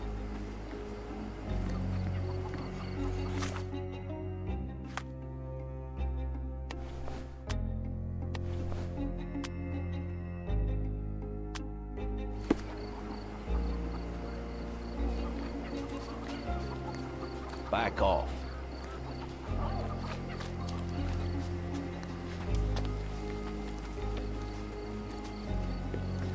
Are you able to help me? Unfortunately, my casebook is empty on this.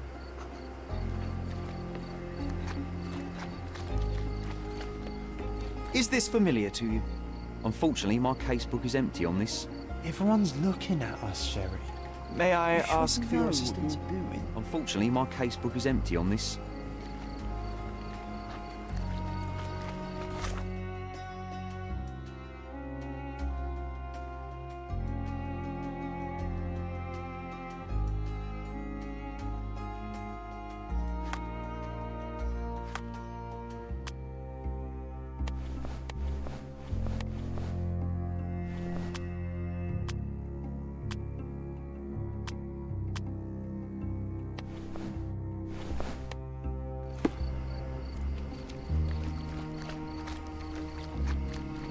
Can you satisfy my curiosity? Oh, I don't know about that. Ask one of the others.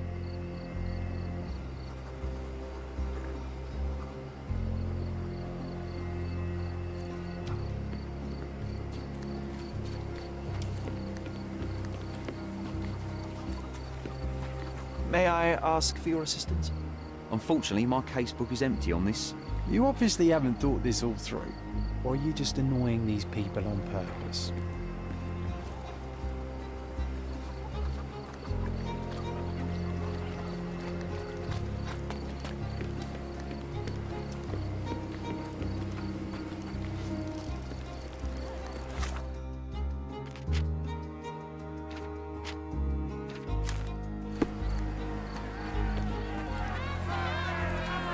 Is this familiar to you? Unfortunately, my casebook is empty on this. Excuse me, just one question. No, I don't know anything about that. Oh, I am bored. Call me when you find the answer. Who isn't allowed to visit the crime scene these days? Who isn't allowed to visit the crime scene these days?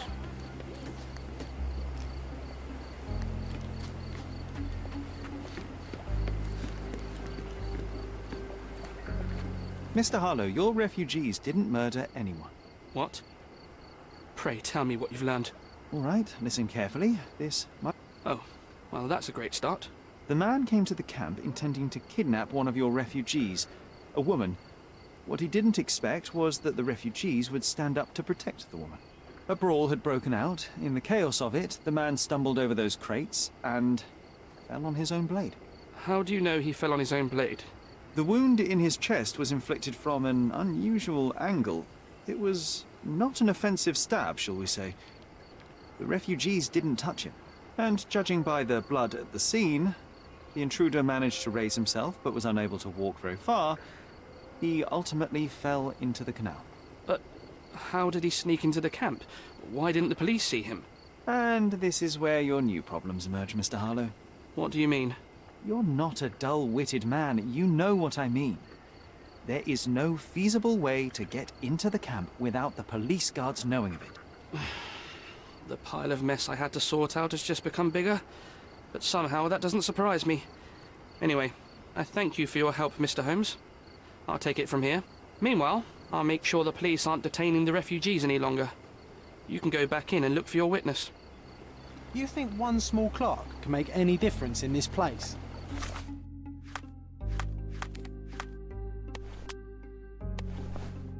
Who knows, John? You still here?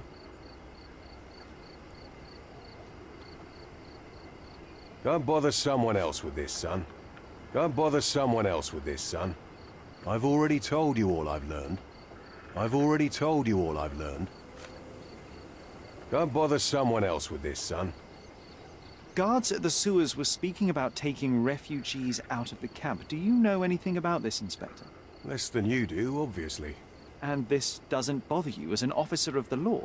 I can neither punish them nor put them on the right track, if that's what you're asking. Maybe your friends at City Hall could do something about it, but I seriously doubt that.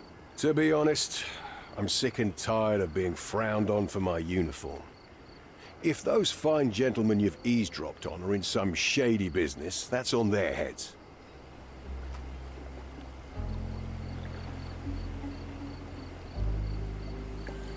I owe you a lot, Mr. Holmes.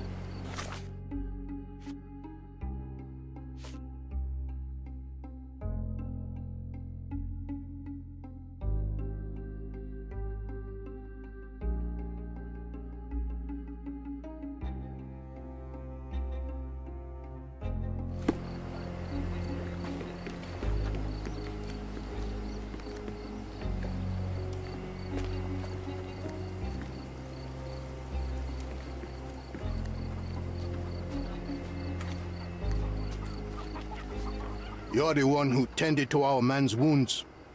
I thank you greatly. The police didn't allow us to help him. The police will leave you alone now. I've proven to them that the man who came into the camp died due to his own foolishness. Thank you for standing up for us. But nobody would help us without a reason. You're here because you want something. Yes, I do. I need to speak with the girl drawn here. The dead man came for her too. He wanted to take the girl away, but we won't allow her to be hurt again. What do you want from Nayla? Nayla. She was hurt some time ago. I'm here to find the people who did this and bring them to justice. And to find them, I need Nayla's help. Will you let me speak to her? Justice. There's no justice on this land. But you helped us, so maybe your words are not empty. You can speak to Nayla, if she wants it. But I will be watching you.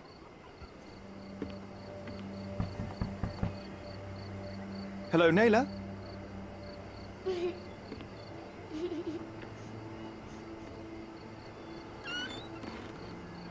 My name is Sherlock. I know someone hurt you. I am here to help. I'm trying to find the people involved and bring them to justice. Please. There is a photograph, and I'm sorry, it is terrible, but I simply must ask. Where did this happen? What can you tell me about these people? Christ, Sherlock. Nayla, I'm sorry. I'm not very good at this. You come here for me, but you are rude and cruel. and condescending. A cross.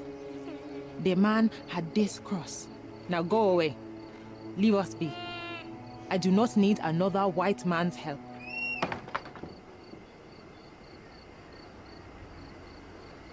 Oh, glad that wasn't me. Not my best work, John, by a long shot. Naylor doesn't want us meddling. I'm starting to wonder what this all achieves. But she helped you anyway. Now we know that maniac's face and the cross he wore, we can still catch him.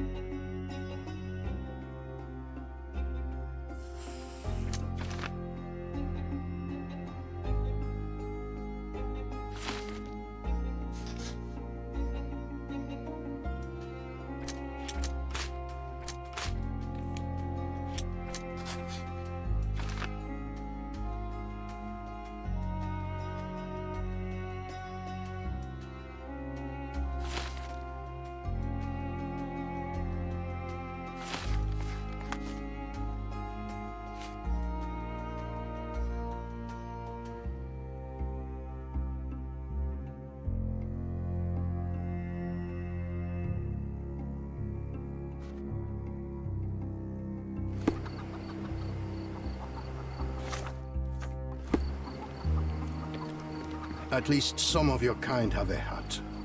Thank you again.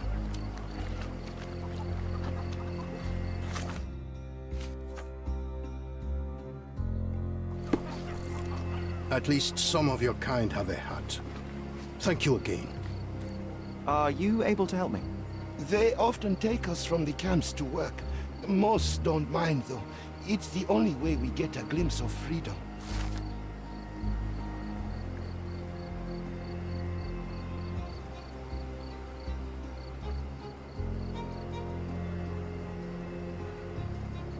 So there's a smuggling ring in the camp. This wasn't the first time that someone freely entered the camp to take a refugee out. At least it was certainly his last time.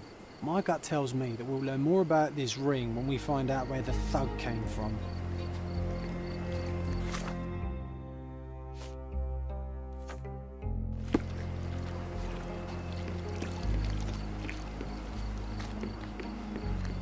You still here?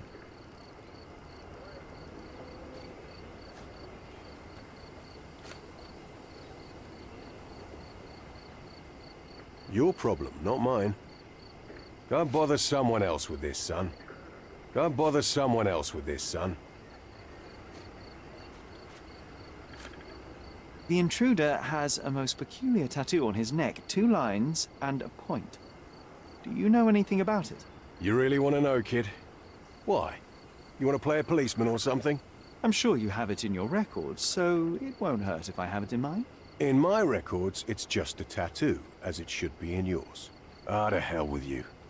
Suit yourself as to what you're going to do with it. Off the record, though, such tattoos are often connected to a man named Mr. Niccolo Bernadotti. Bernadotti, you say?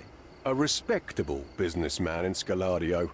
His company imports goods and wines, and smuggles everything that can be smuggled between the colonies and the mainland. His people can be identified by an obscure tattoo, just like the one over there our friend has. But these are all merely rumors, you see. If Mr. Bernadotti was a criminal, he'd be in prison now. Or hanged, right?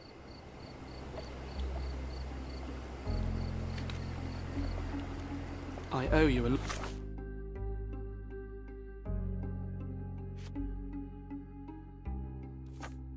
Mr. Holmes. I owe you a lot, Mr. Holmes. You're disturbing a hornet's nest here, son.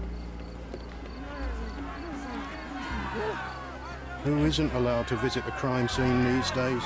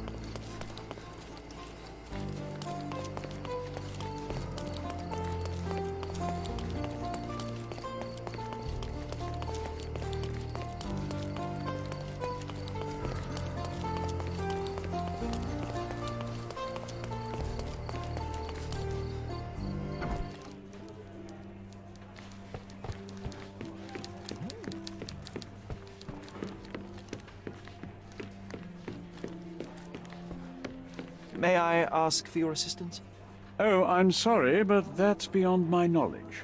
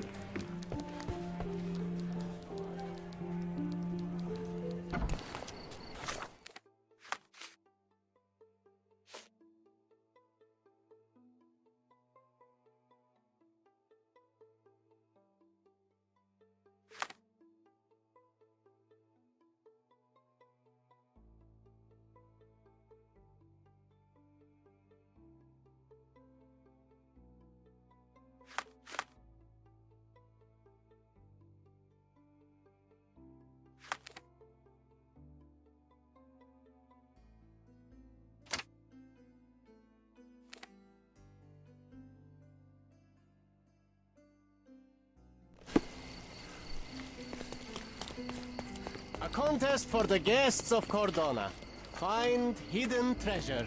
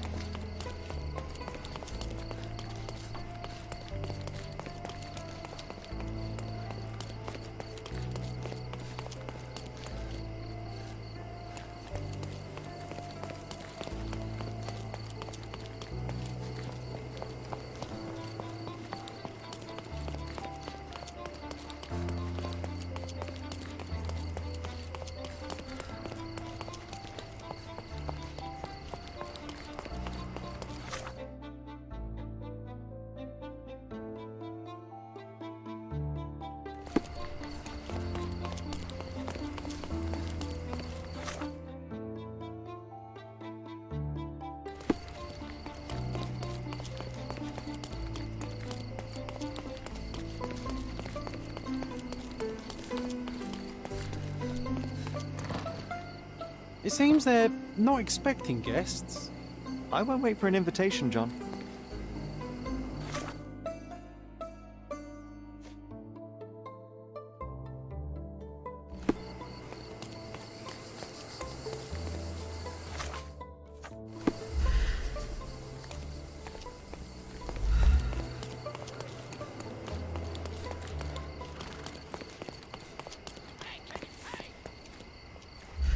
These workers don't look like your average Cordona folk. They're refugees from the camp.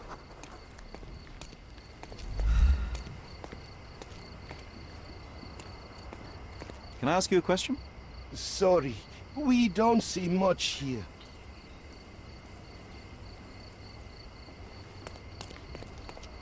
That's our way in, Sherry. Hey, yo. This is private property. You lost something. I'm here to discuss business with Mr. Bernadotte. I tried the front door, but... Mr. Bernadotte isn't seeing anyone. You'll have 3 seconds to walk away or you'll never walk again. Capito? It's in Mr. Bernadotte's best interest to... 1.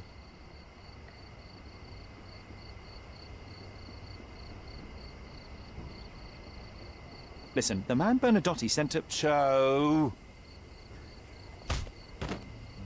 I did try to resolve this peacefully.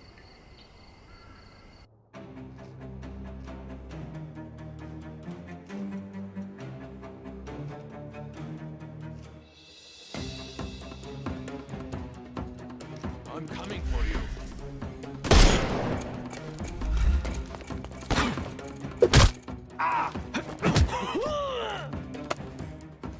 Don't cry, you'll live.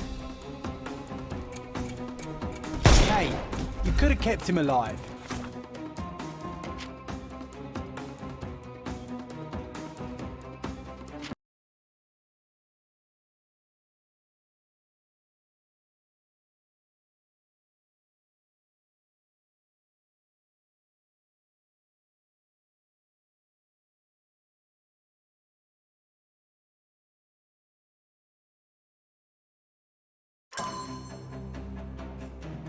I'm coming.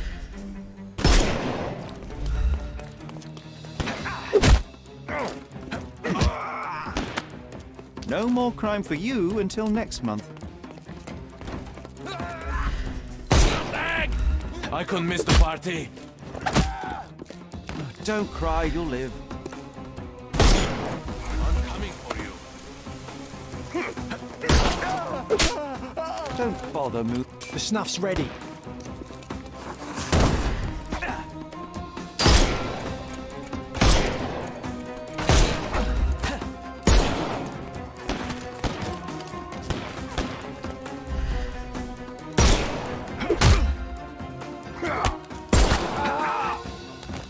Don't give him the pepper snuff. Dodge this!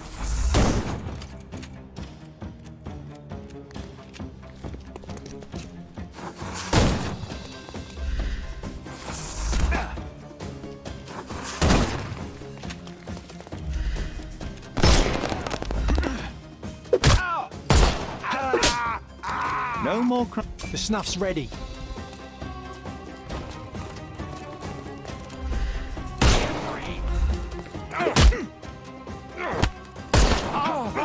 Give him... Too simple. The snuff's ready.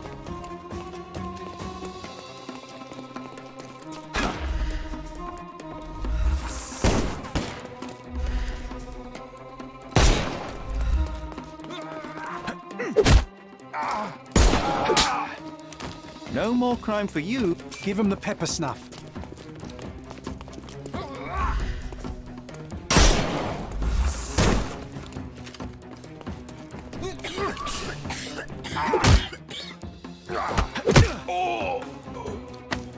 Too simple.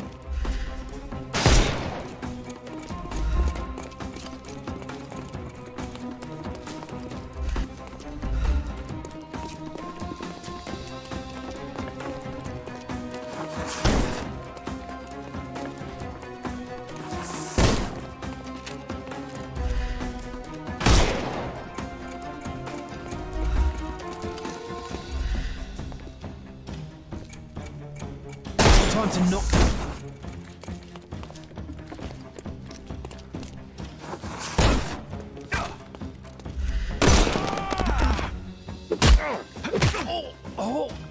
Don't cry, you'll live.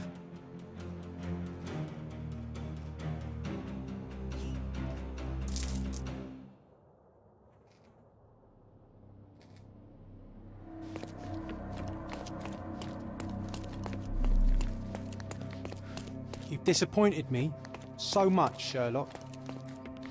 You've disappointed me so much, Sherlock.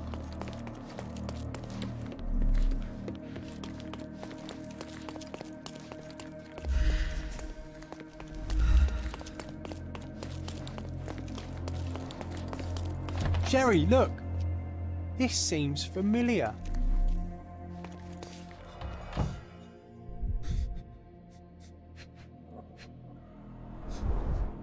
Masks, traditional for the Chokwe people of Central Africa. A Dogon statue from West Africa. A century old at least. VH Grindley Flow Blue tableware. This is what lies behind the facade of Bernadotte Company Limited.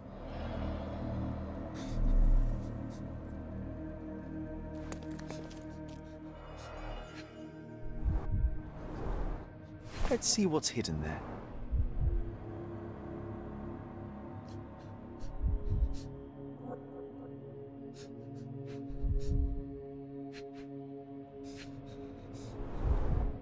Vogel's stolen painting.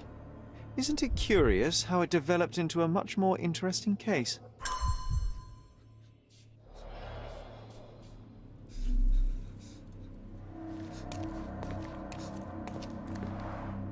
An amazing piece of culture. I imagine many collectors and museums would be interested in having it. This marble fella, it's like he was made after my image. You see it? No, sir. Don't hurt me. It's all right. I won't harm you. Like you didn't harm the folks on the way here? May I ask for your assistance? Sorry, we don't see much here. Don't come any closer. One step and I'll stretch you to pieces. Go ahead. Make my day. Righto. Yes. Yep. Well, excuse me, sir. I think I hear... I've got to... It's better I leave. Whoa. Oh, wow. That was as if somebody put my words in your mouth.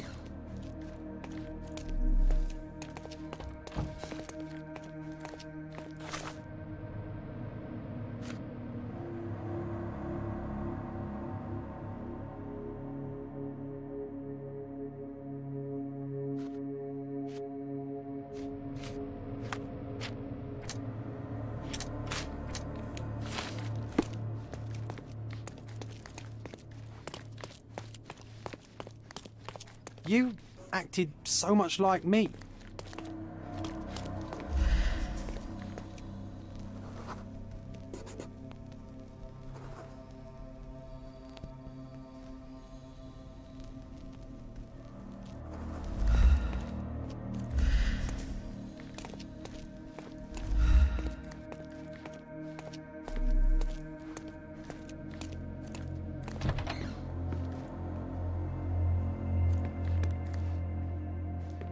This is it.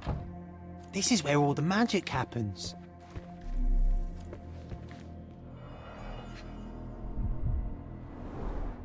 I suppose it's Mr. Bernadotte with our fine governor.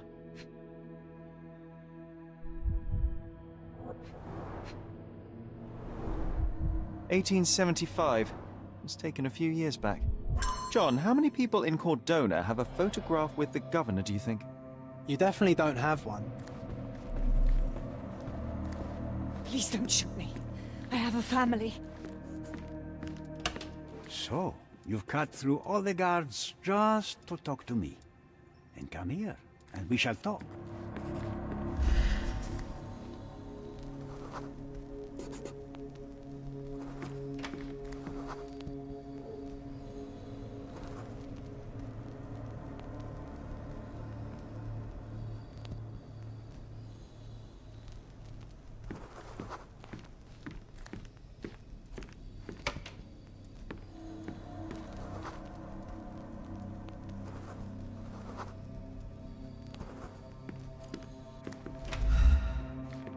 Spare me.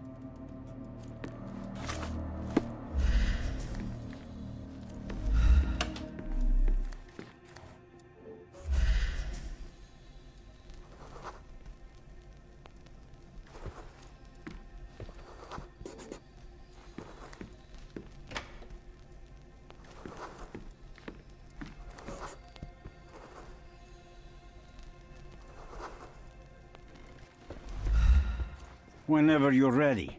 I'd hate to intrude.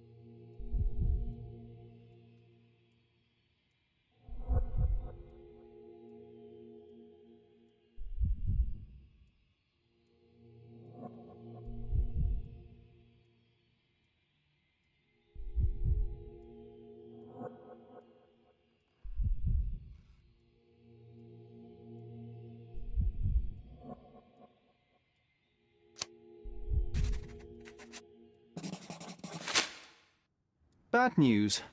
The thug you sent to the refugee camp only succeeded in stabbing himself. His next and final journey will be to the morgue. Hold your horses. Who the hell are you? Sherlock Holmes. And you are Niccolo Bernadotti, a smuggler, kidnapper, and notorious cutthroat, among other things. Few men would dare waltz into my office and address me like that. You are either overconfident or unintelligent. This is private property. Give me one reason why I should not shoot you on the spot. I am sure my friends at the station would call it self-defense. Mr. Bernadotti, do you know the name Boniface Mercurio? I do not. Mercurio was a local artist. Recently, a man broke into his apartment, ransacked the place, and killed him. The thief was looking for something. You are testing my patience, boy. In a moment, the connection will reveal itself.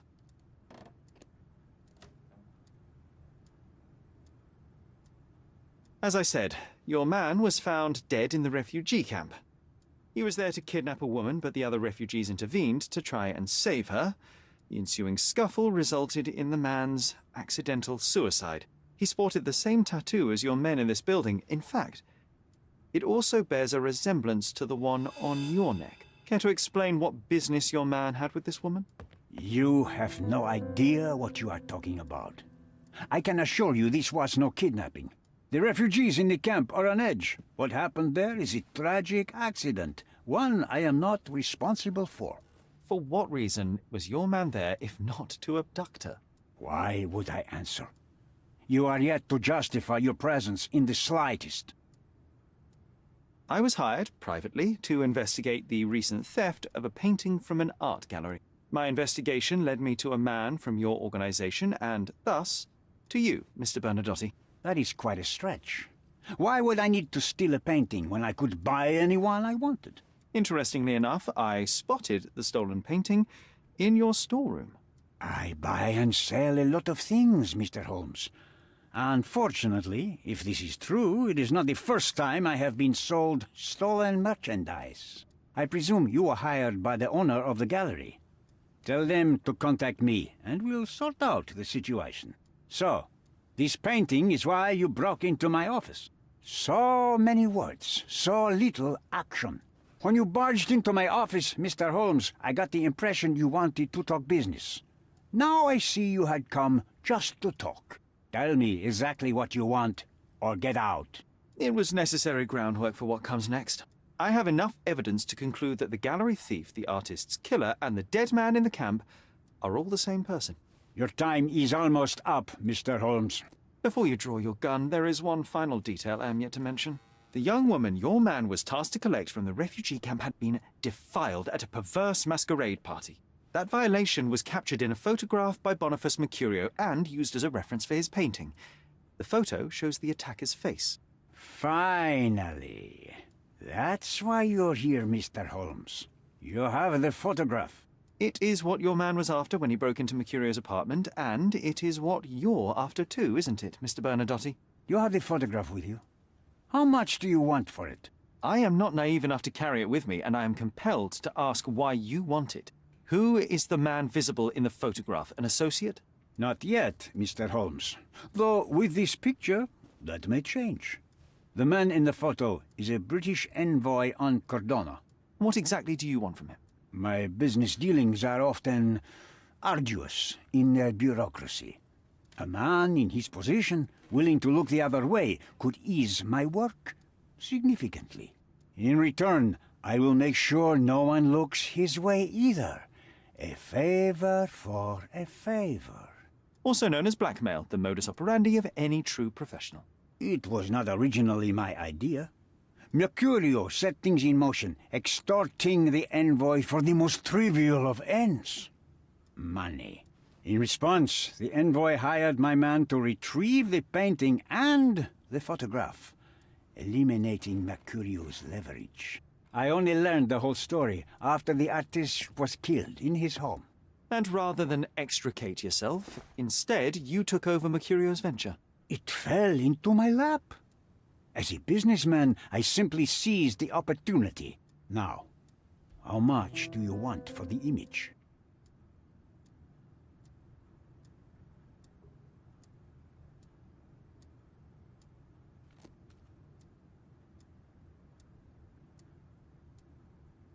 Why did you send your man to remove the woman from the camp?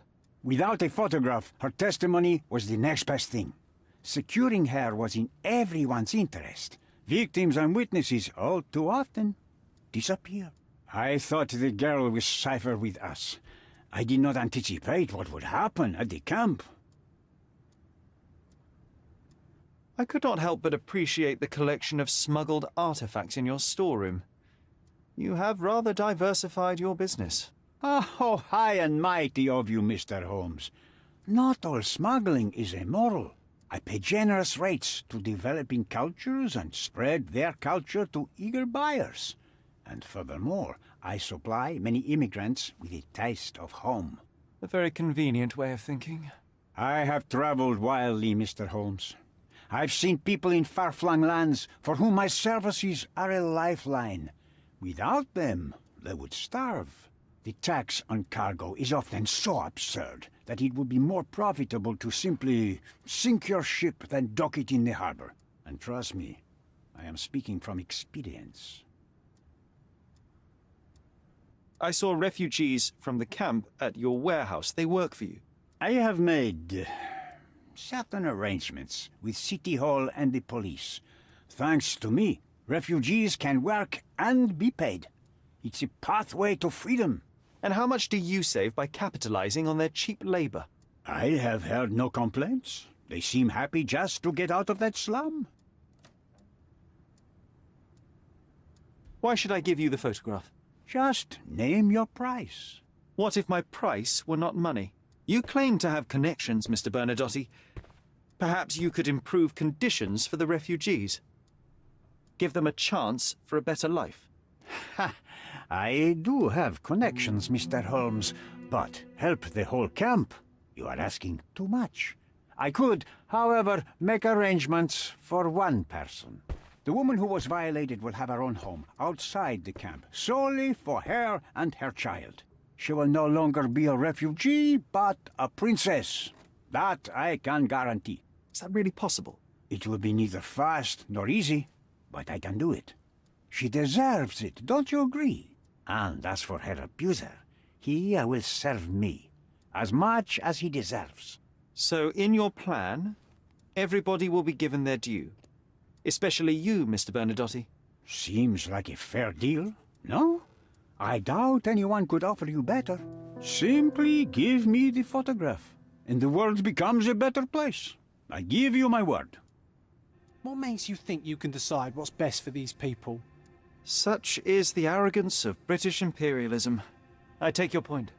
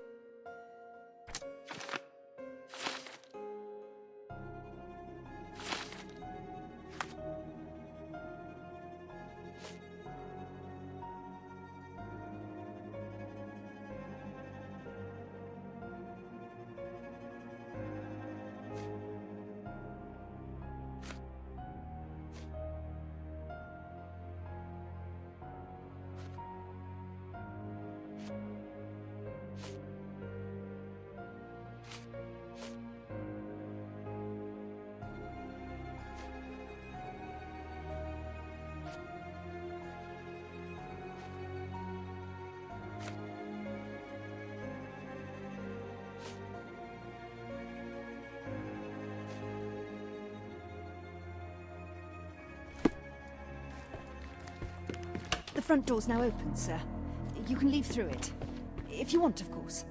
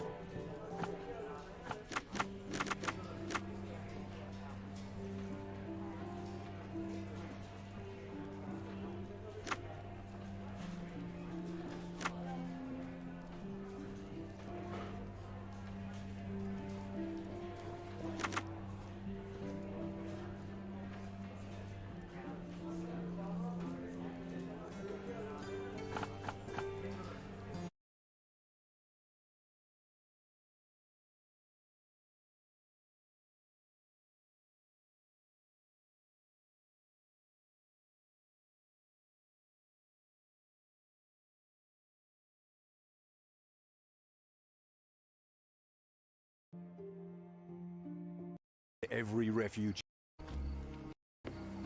To find the people involved. See much here. Here, I've got to... It's better I leave. Whoa. Oh, wow. That was as if somebody put my words like me.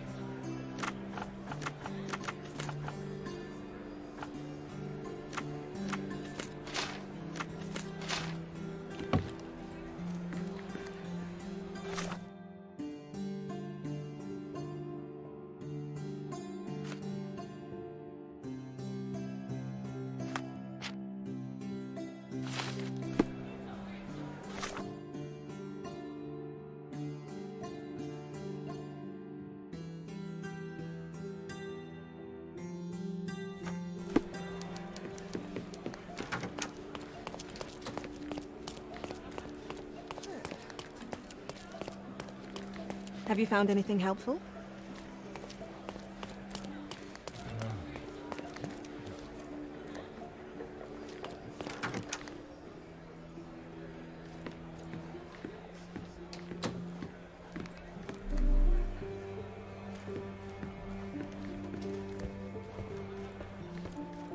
If you're here on matters of signing up for military service, come back tomorrow. Our department needs to straighten out some business.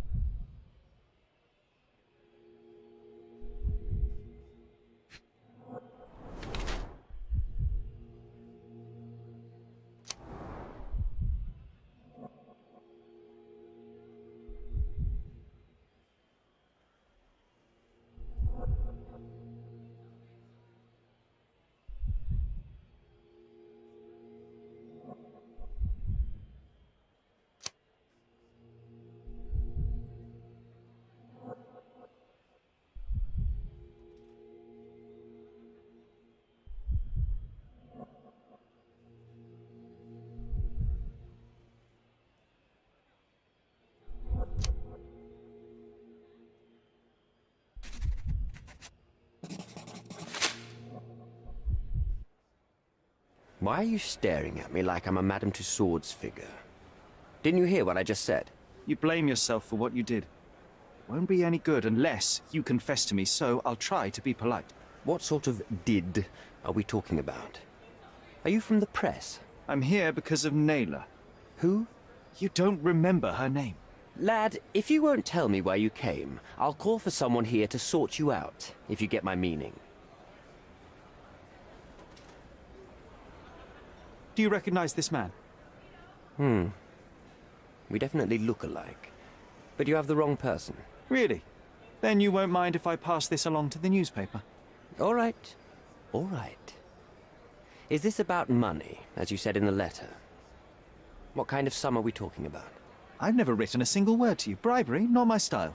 So, that letter, it wasn't from you? Oh, it appears that more and more people in the city are finding out about your despicable hobby, doesn't it? You're in the clutches of justice, and very soon they will squeeze you. It's in your best interest to cooperate. Fine. I suppose now we have a nice long talk. Do you drink, Mr. Sherlock Holmes. And I do not. Shame.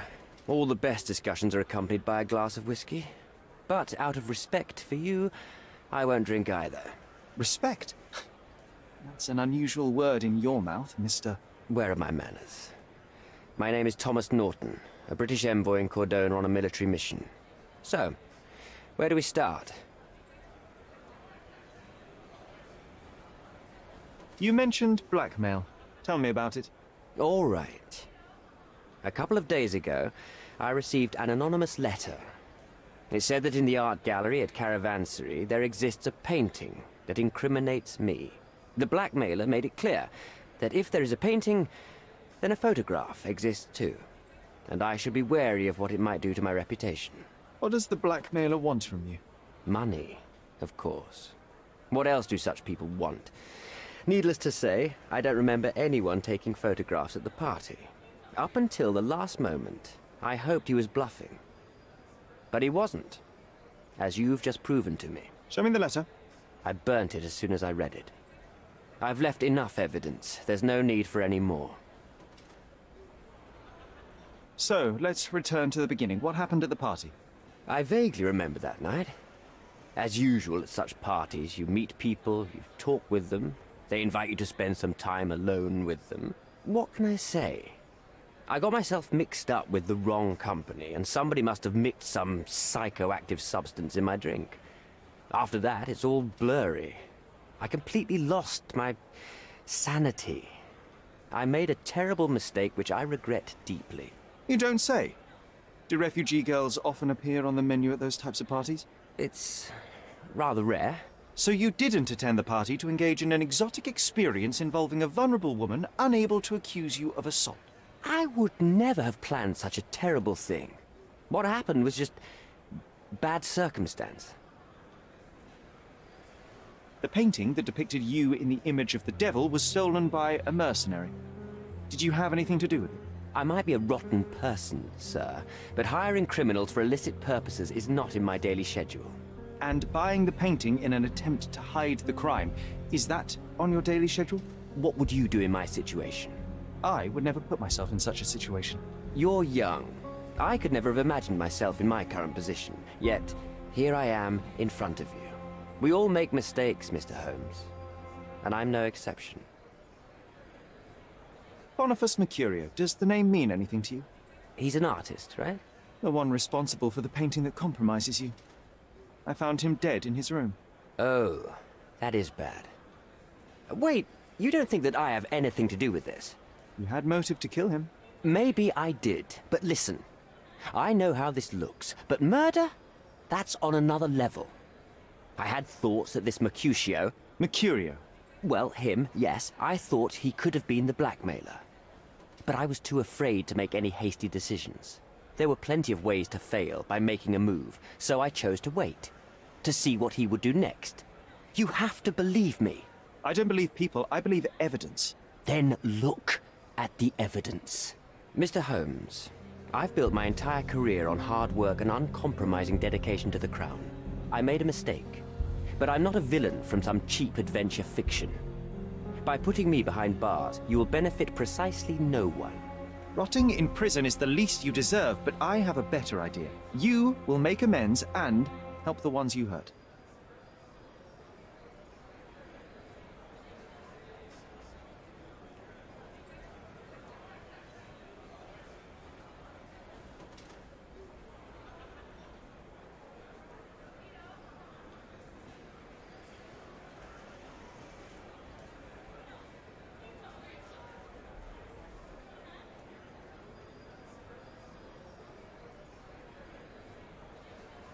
Naylor deserves the very utmost of what you can do. Help the girl? I can't risk the press paying extra attention to her. I will do anything except that. That's not all. Use your connections to help patriate the refugees, find them decent homes, give them jobs. There must be a meaning to your position and my decision. Yes, all right, I can do that. So, will you give me the photograph now? I need to think this all through. Don't do anything foolish in the meantime. What makes you think you can decide what's best for these people?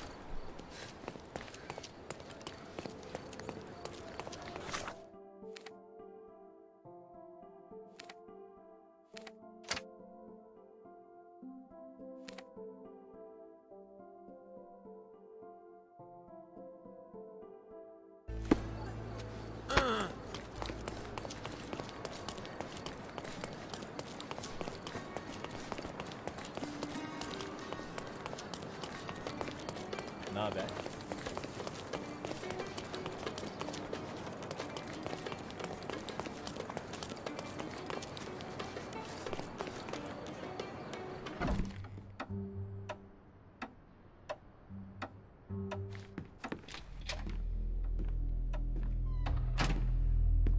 Mr. Holmes, you've returned. Have you uncovered anything new about the theft?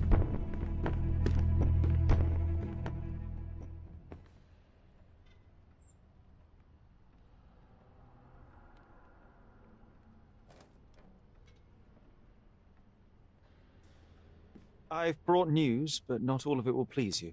Fill me in, Mr. Holmes. I won't shoot the messenger.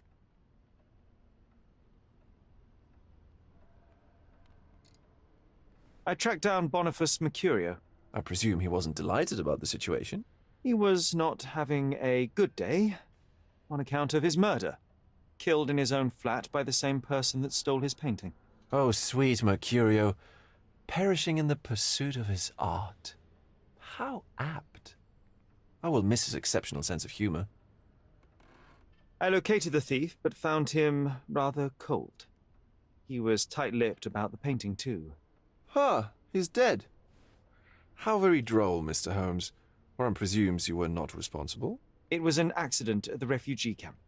He impaled himself on his own knife. Life is nothing if not cruel and capricious. What about the stolen painting? Have you located it?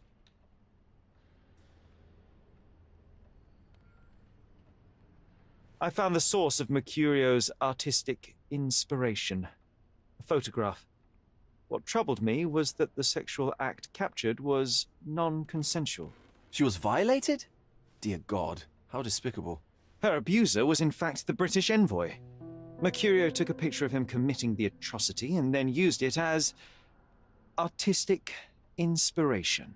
I had no idea a mere break-in would eventually expose such barbarity.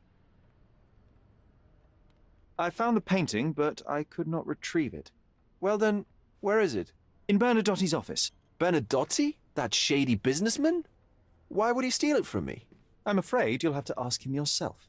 I take it you found something more then. Mr. Vogel, I want you to make everything public, including the photograph. I'm sure you have a connection at the Cordona Chronicle. Ah, Mr. Holmes. Loyal to your own truth till the end. Yes, I'm acquainted with the staff of the Chronicle. The story is sensational, and will surely draw attention to the gallery. But you must be aware that exposing the scandal will further hurt the victim. Does that not bother you? No matter what one does, the truth tends to come out, as well it should. I won't be the one to stand in its way. Though it's only your subjective truth being exposed. Not that I'm judging. It's perfectly reasonable for everyone to have their own views. When you called me, you knew exactly what you would get. Oh, but I'm not like you, Mr. Holmes. I cannot be sure of anything. Regardless, I must thank you, for art's sake. Well, now that we've resolved all of our outstanding matters, I have a gift for you. I took the liberty of having it delivered to Stonewood Manor. I am told it belonged to your mother. And what exactly have you sent me? Frankly, I'm not sure how to answer that. I trust you'll know. Previously, you mentioned there may have been more to my mother's passing than consumption. It appears you were right. Oh dear. I'd hoped to be wrong. She was unstable, mentally unwell. She required sustained, specialized treatment, but her madness persisted. I knew that Violet had disappeared from the public eye, but had no idea of her suffering. I cannot imagine what you're feeling. Thank you, Mr. Vogel. I am curious to see what you have procured. I think I'll leave the exhibition in its current state for a while. I'll call it The Art of Vandalism.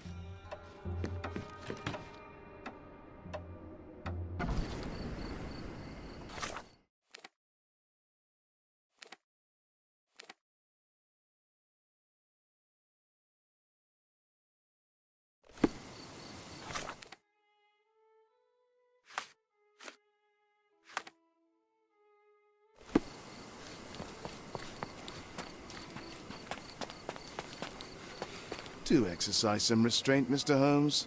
Find the whos and we'll handle the whys.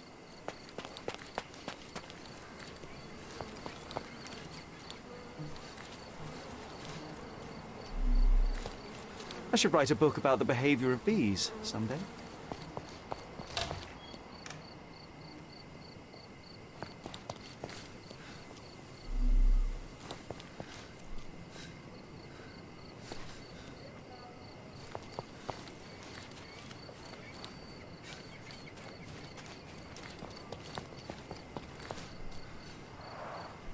It's a bizarre object, and yet oddly familiar.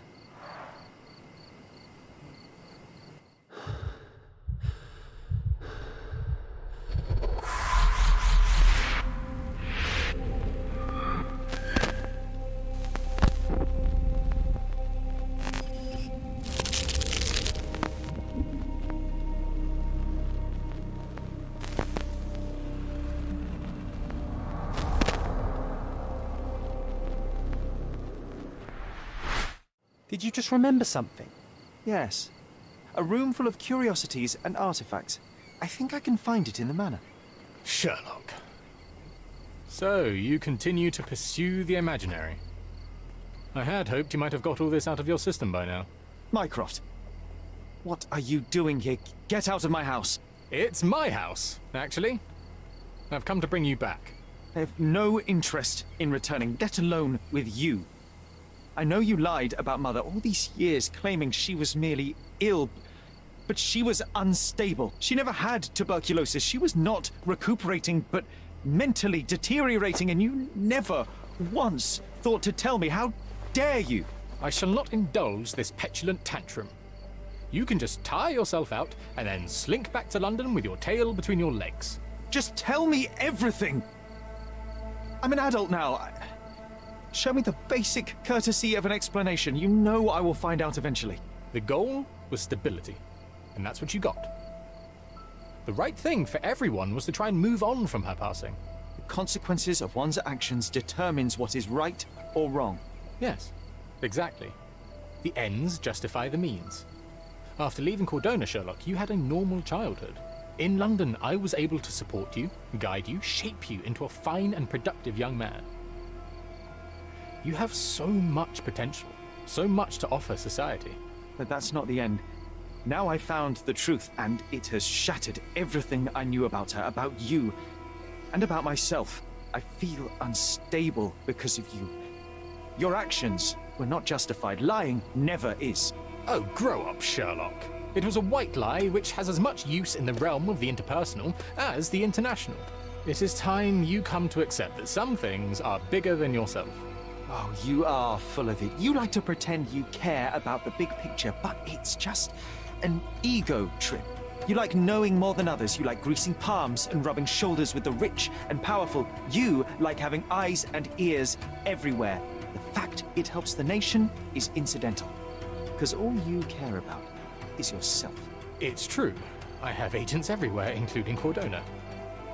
If you weren't so damn stubborn, you'd realize that means I'm only here for you.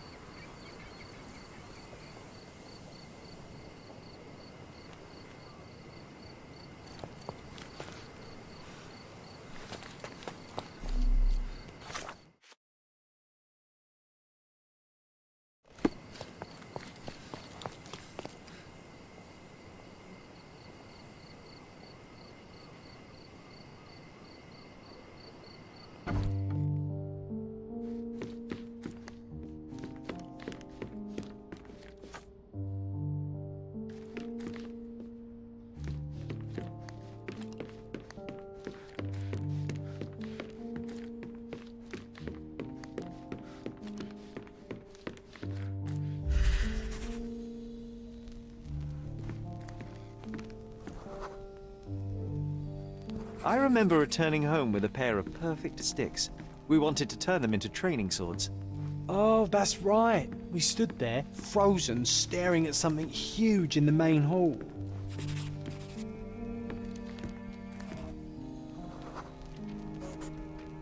It was a giant aquarium with a living mermaid in it. Impossible. It must have been something else. Oh, of course, that mortifying hoax presently taking up space in our front yard. Well, fine. Your memory's better than mine. But I'm sure we started examining it immediately. And someone else was around too.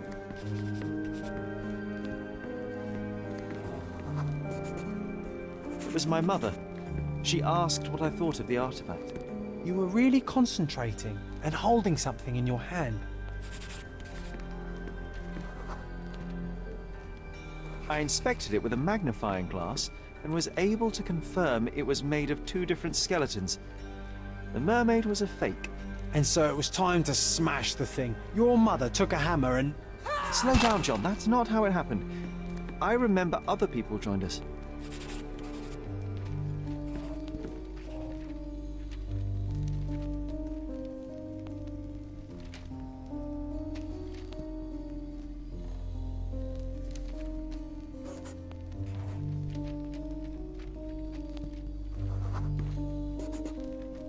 The workers took the artifact and placed it into the Cabinet of Curiosities. It became part of Mother's collection of fakes. She always said that the truth lies in the details. This mermaid helped me to learn that.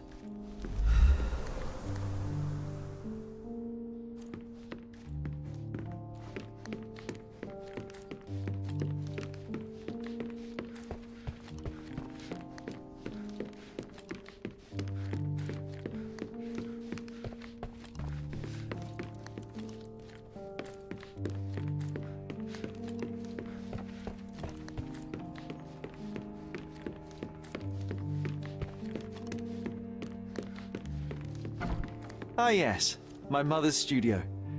She was an authenticator, and this was her Cabinet of Curiosities. I never saw the point. What does it matter if some artifact is real or not? It still exists.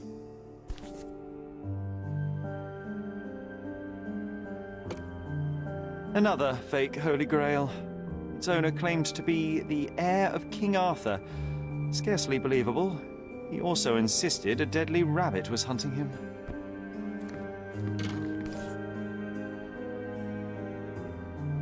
Watkinson and Holman, Chapter 1, by Wallace Dioram. Oh, Mycroft. He always acts so serious, but then reads tripe like this. John, if I remember correctly, you couldn't put this book down.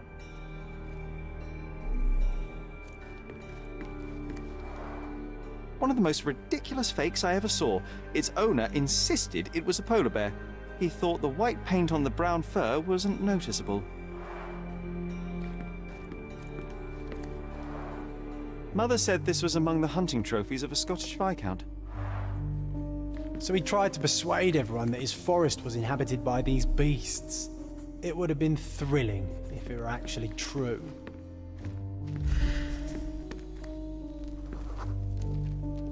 I remember this cozy blanket. It was perfect for... Wigwam! Oh, that was a joy to build them. Imagining ourselves as wayfarers on the other side of the world.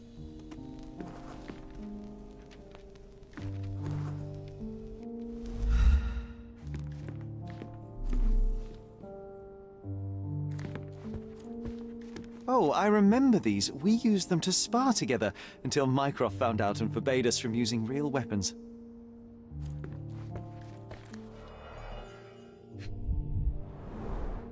So many calling cards. Mycroft liked to keep useful people at hand. Officer Luciano J. Placido. Reliable and driven. I recognize Mycroft's handwriting.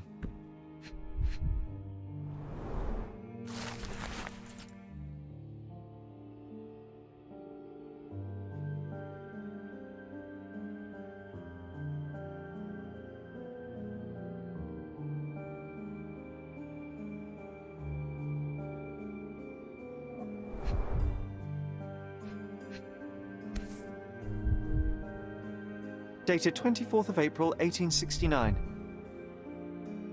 Carefully opened.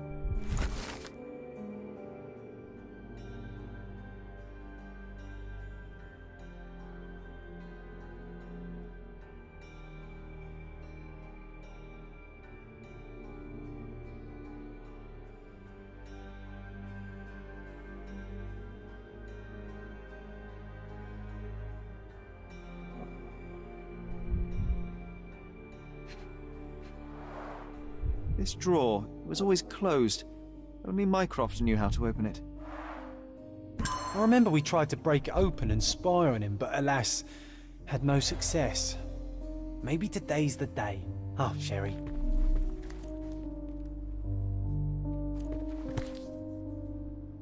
"1852, Bingley, West Yorkshire." This photo caused a lot of fuss. My mother spent some time to prove it was a fake.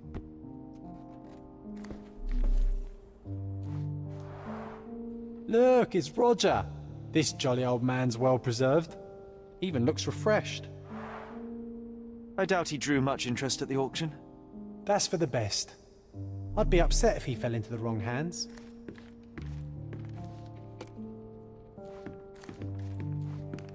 The so-called mummy of a Persian princess. The defrauders did good work, but missed one small detail. It's the mummy of a man.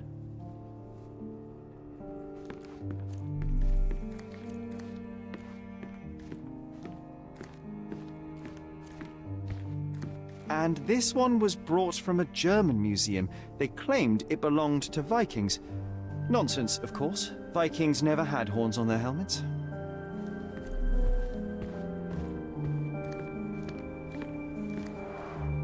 The full-plate armour of Sir Robert Saunford. I was told my father won it in a wager. Armour is armour, but look at his sword. Oh, how badly I wanted to wield the blade.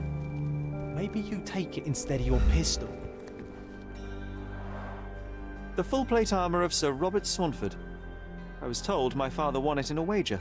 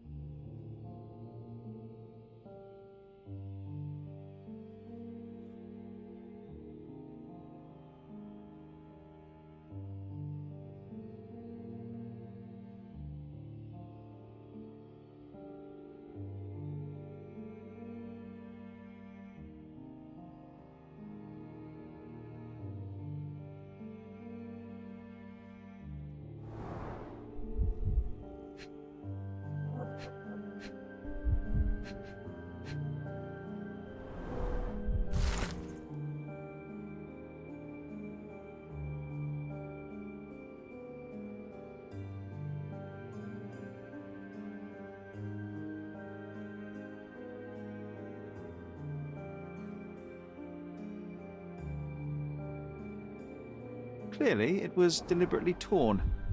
I wonder why someone would do that. The Tulpa, Studies in Tibetan Mentalism. An impressive number of bookmarks. Someone was rather obsessed with this subject. I'm starting to remember something.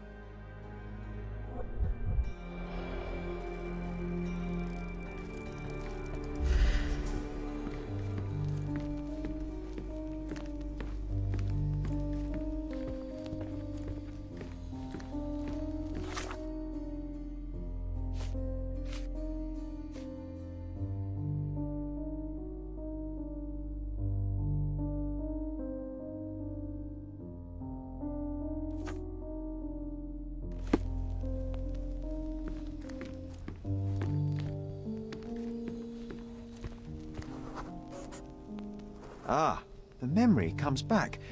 We snuck about watching him. He closed the drawer and went to the hall.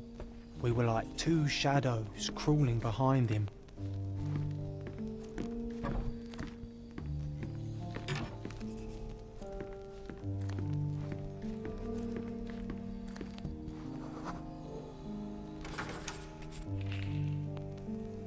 He opened the door to the postman, and they exchanged documents.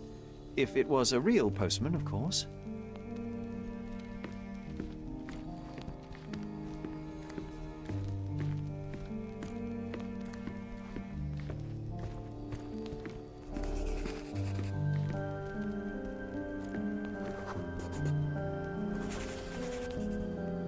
The painting on the wall was slightly at tilt. He stopped and straightened it.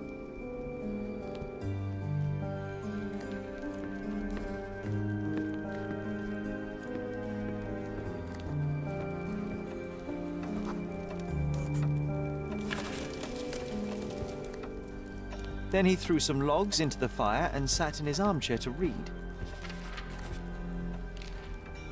It's as boring now as it was then. I'm sorry, Sherry, but I think that's it.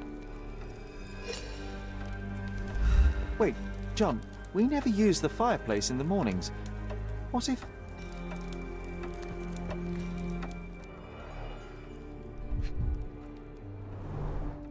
A bit of juniper in the fireplace created a soothing atmosphere. It's the little things, isn't it? I think this is what we're looking for.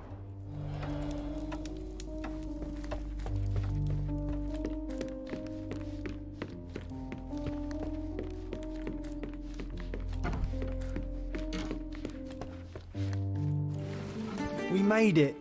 So what's there?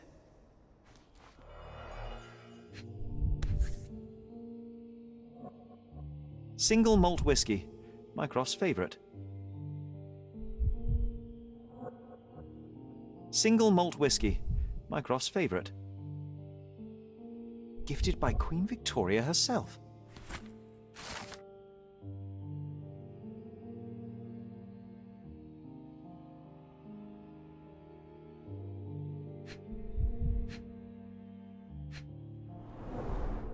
Dossiers on the most influential people on Cordona. Mycroft always had a habit of building files on everyone he met. Otto Richter.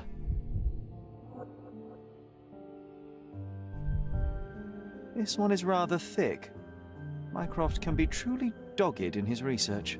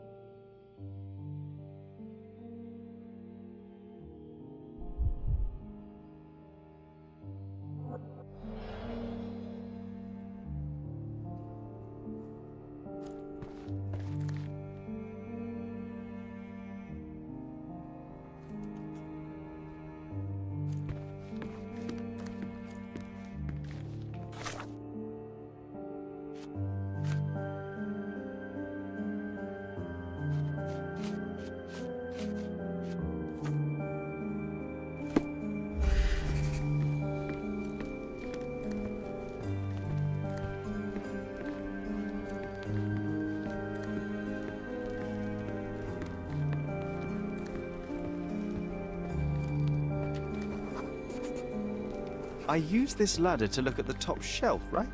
On the day of Mother's breakdown upstairs. Right you are, Sherry.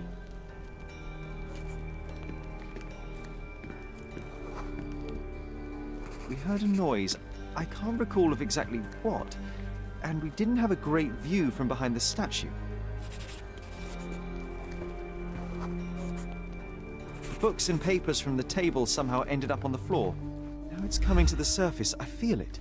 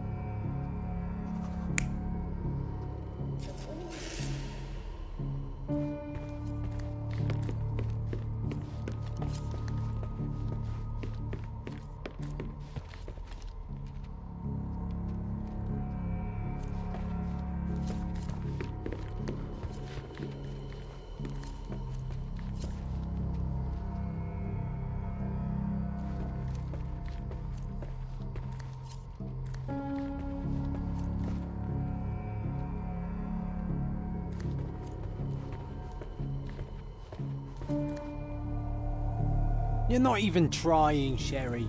Concentrate.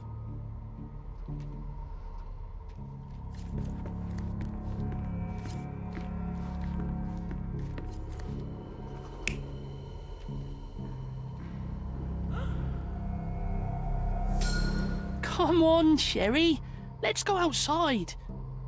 Wait. Did you hear that? Come here, Sherry. You call this progress? Charlatan, amateur. I'm not letting you anywhere near my mother again. So there was a quarrel between them.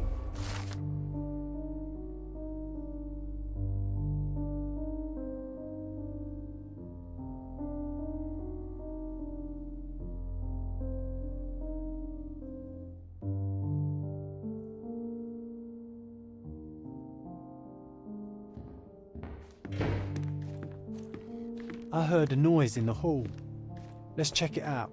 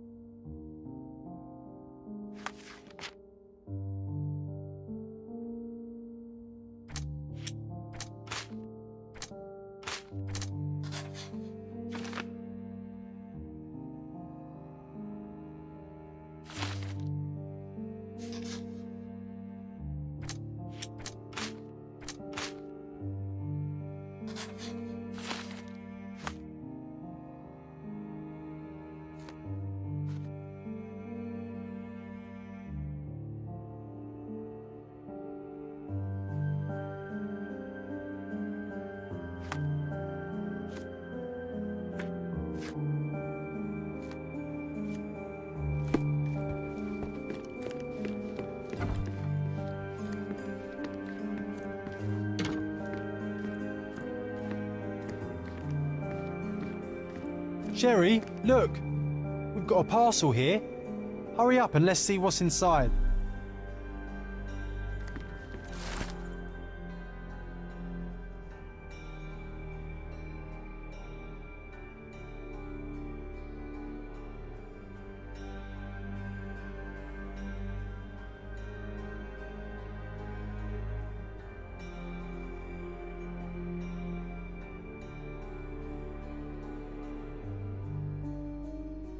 An invitation that comes with a mask.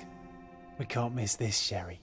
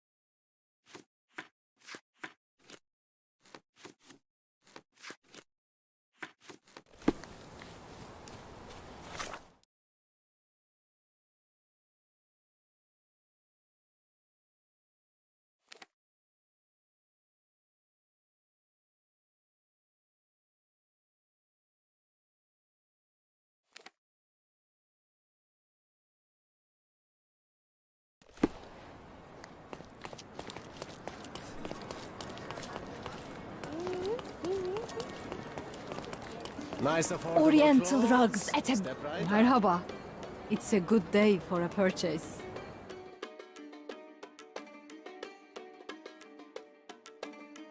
May your purchase bring you joy.